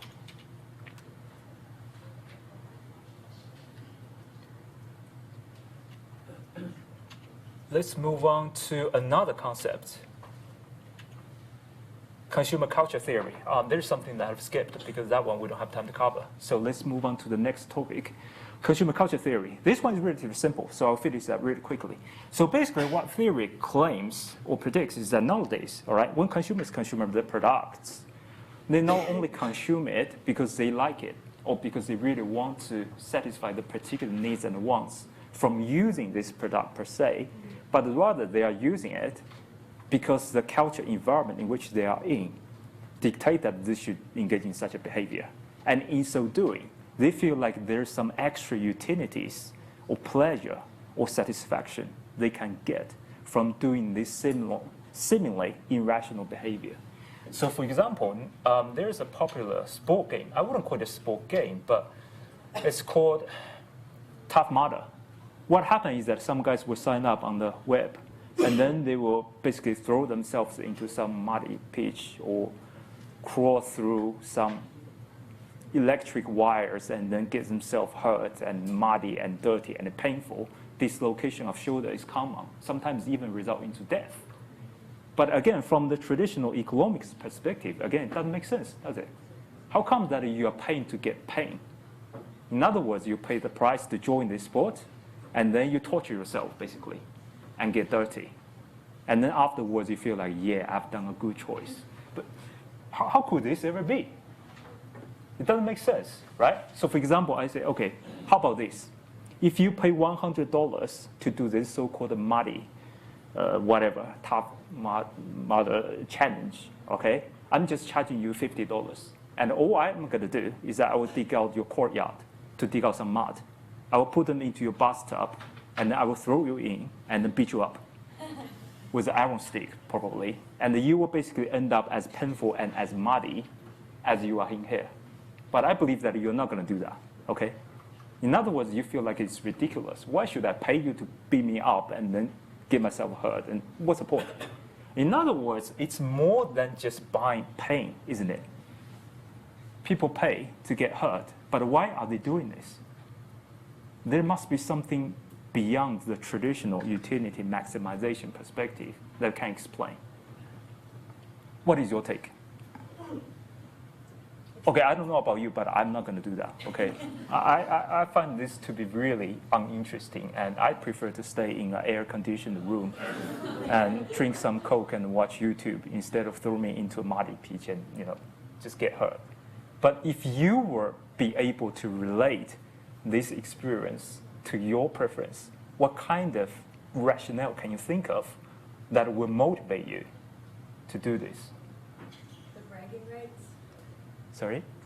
To be able to brag about it. Okay, so make sure there's some picture taken, is it? Like, geez, guess what? 10 people joined. I'm the only one that's still alive. 9 other people have all been killed, is it? Yeah, there might be some motivating factors, something like that.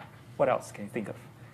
I think I would love to go there because it was like a good experience and like a thrill experience for me. Yeah, it's a thrill experience, yeah.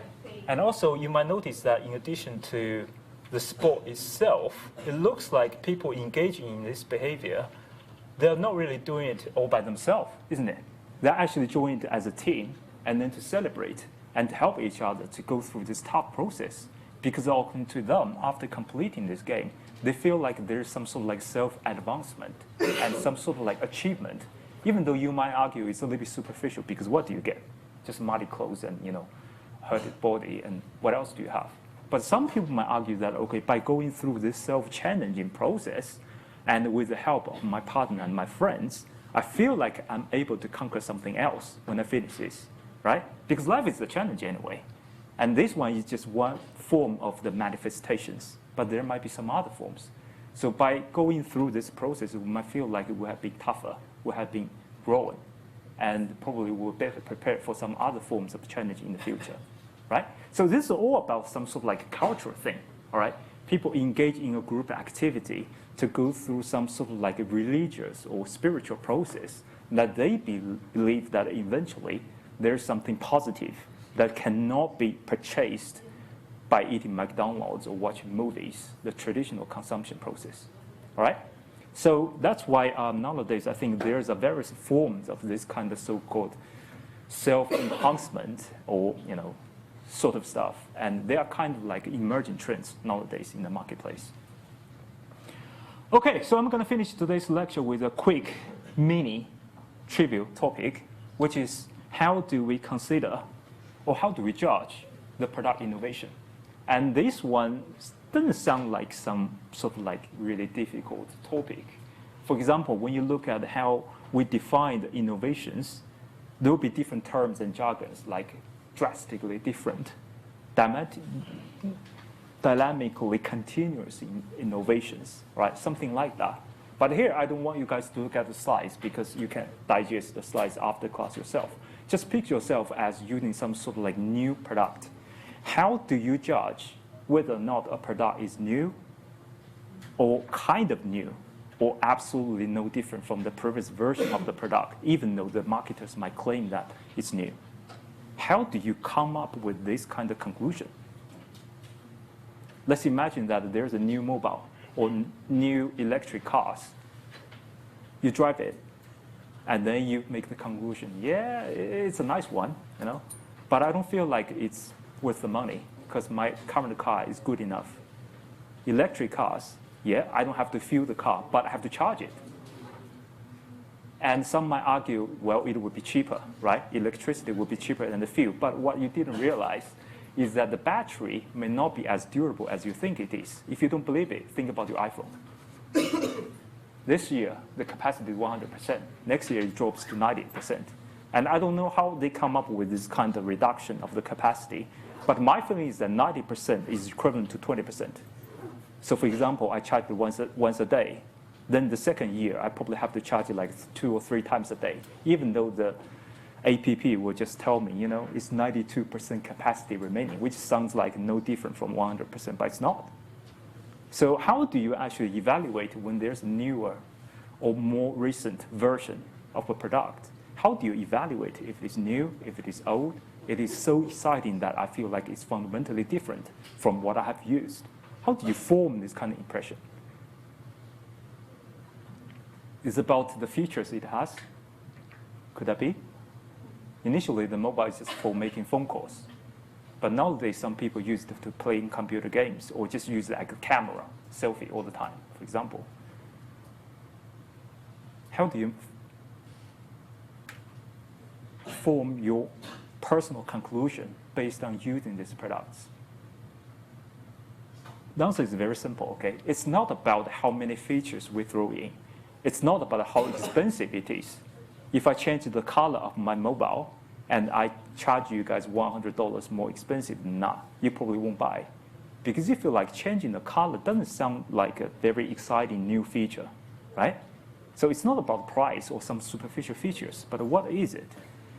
It's about how you use it, okay?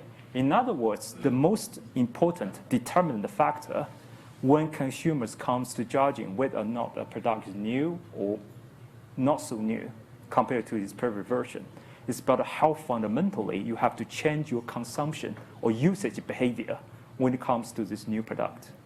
Why we feel like mobile with a camera and with the video games feel so different compared to like Nokia or Motorola back to 20 years ago?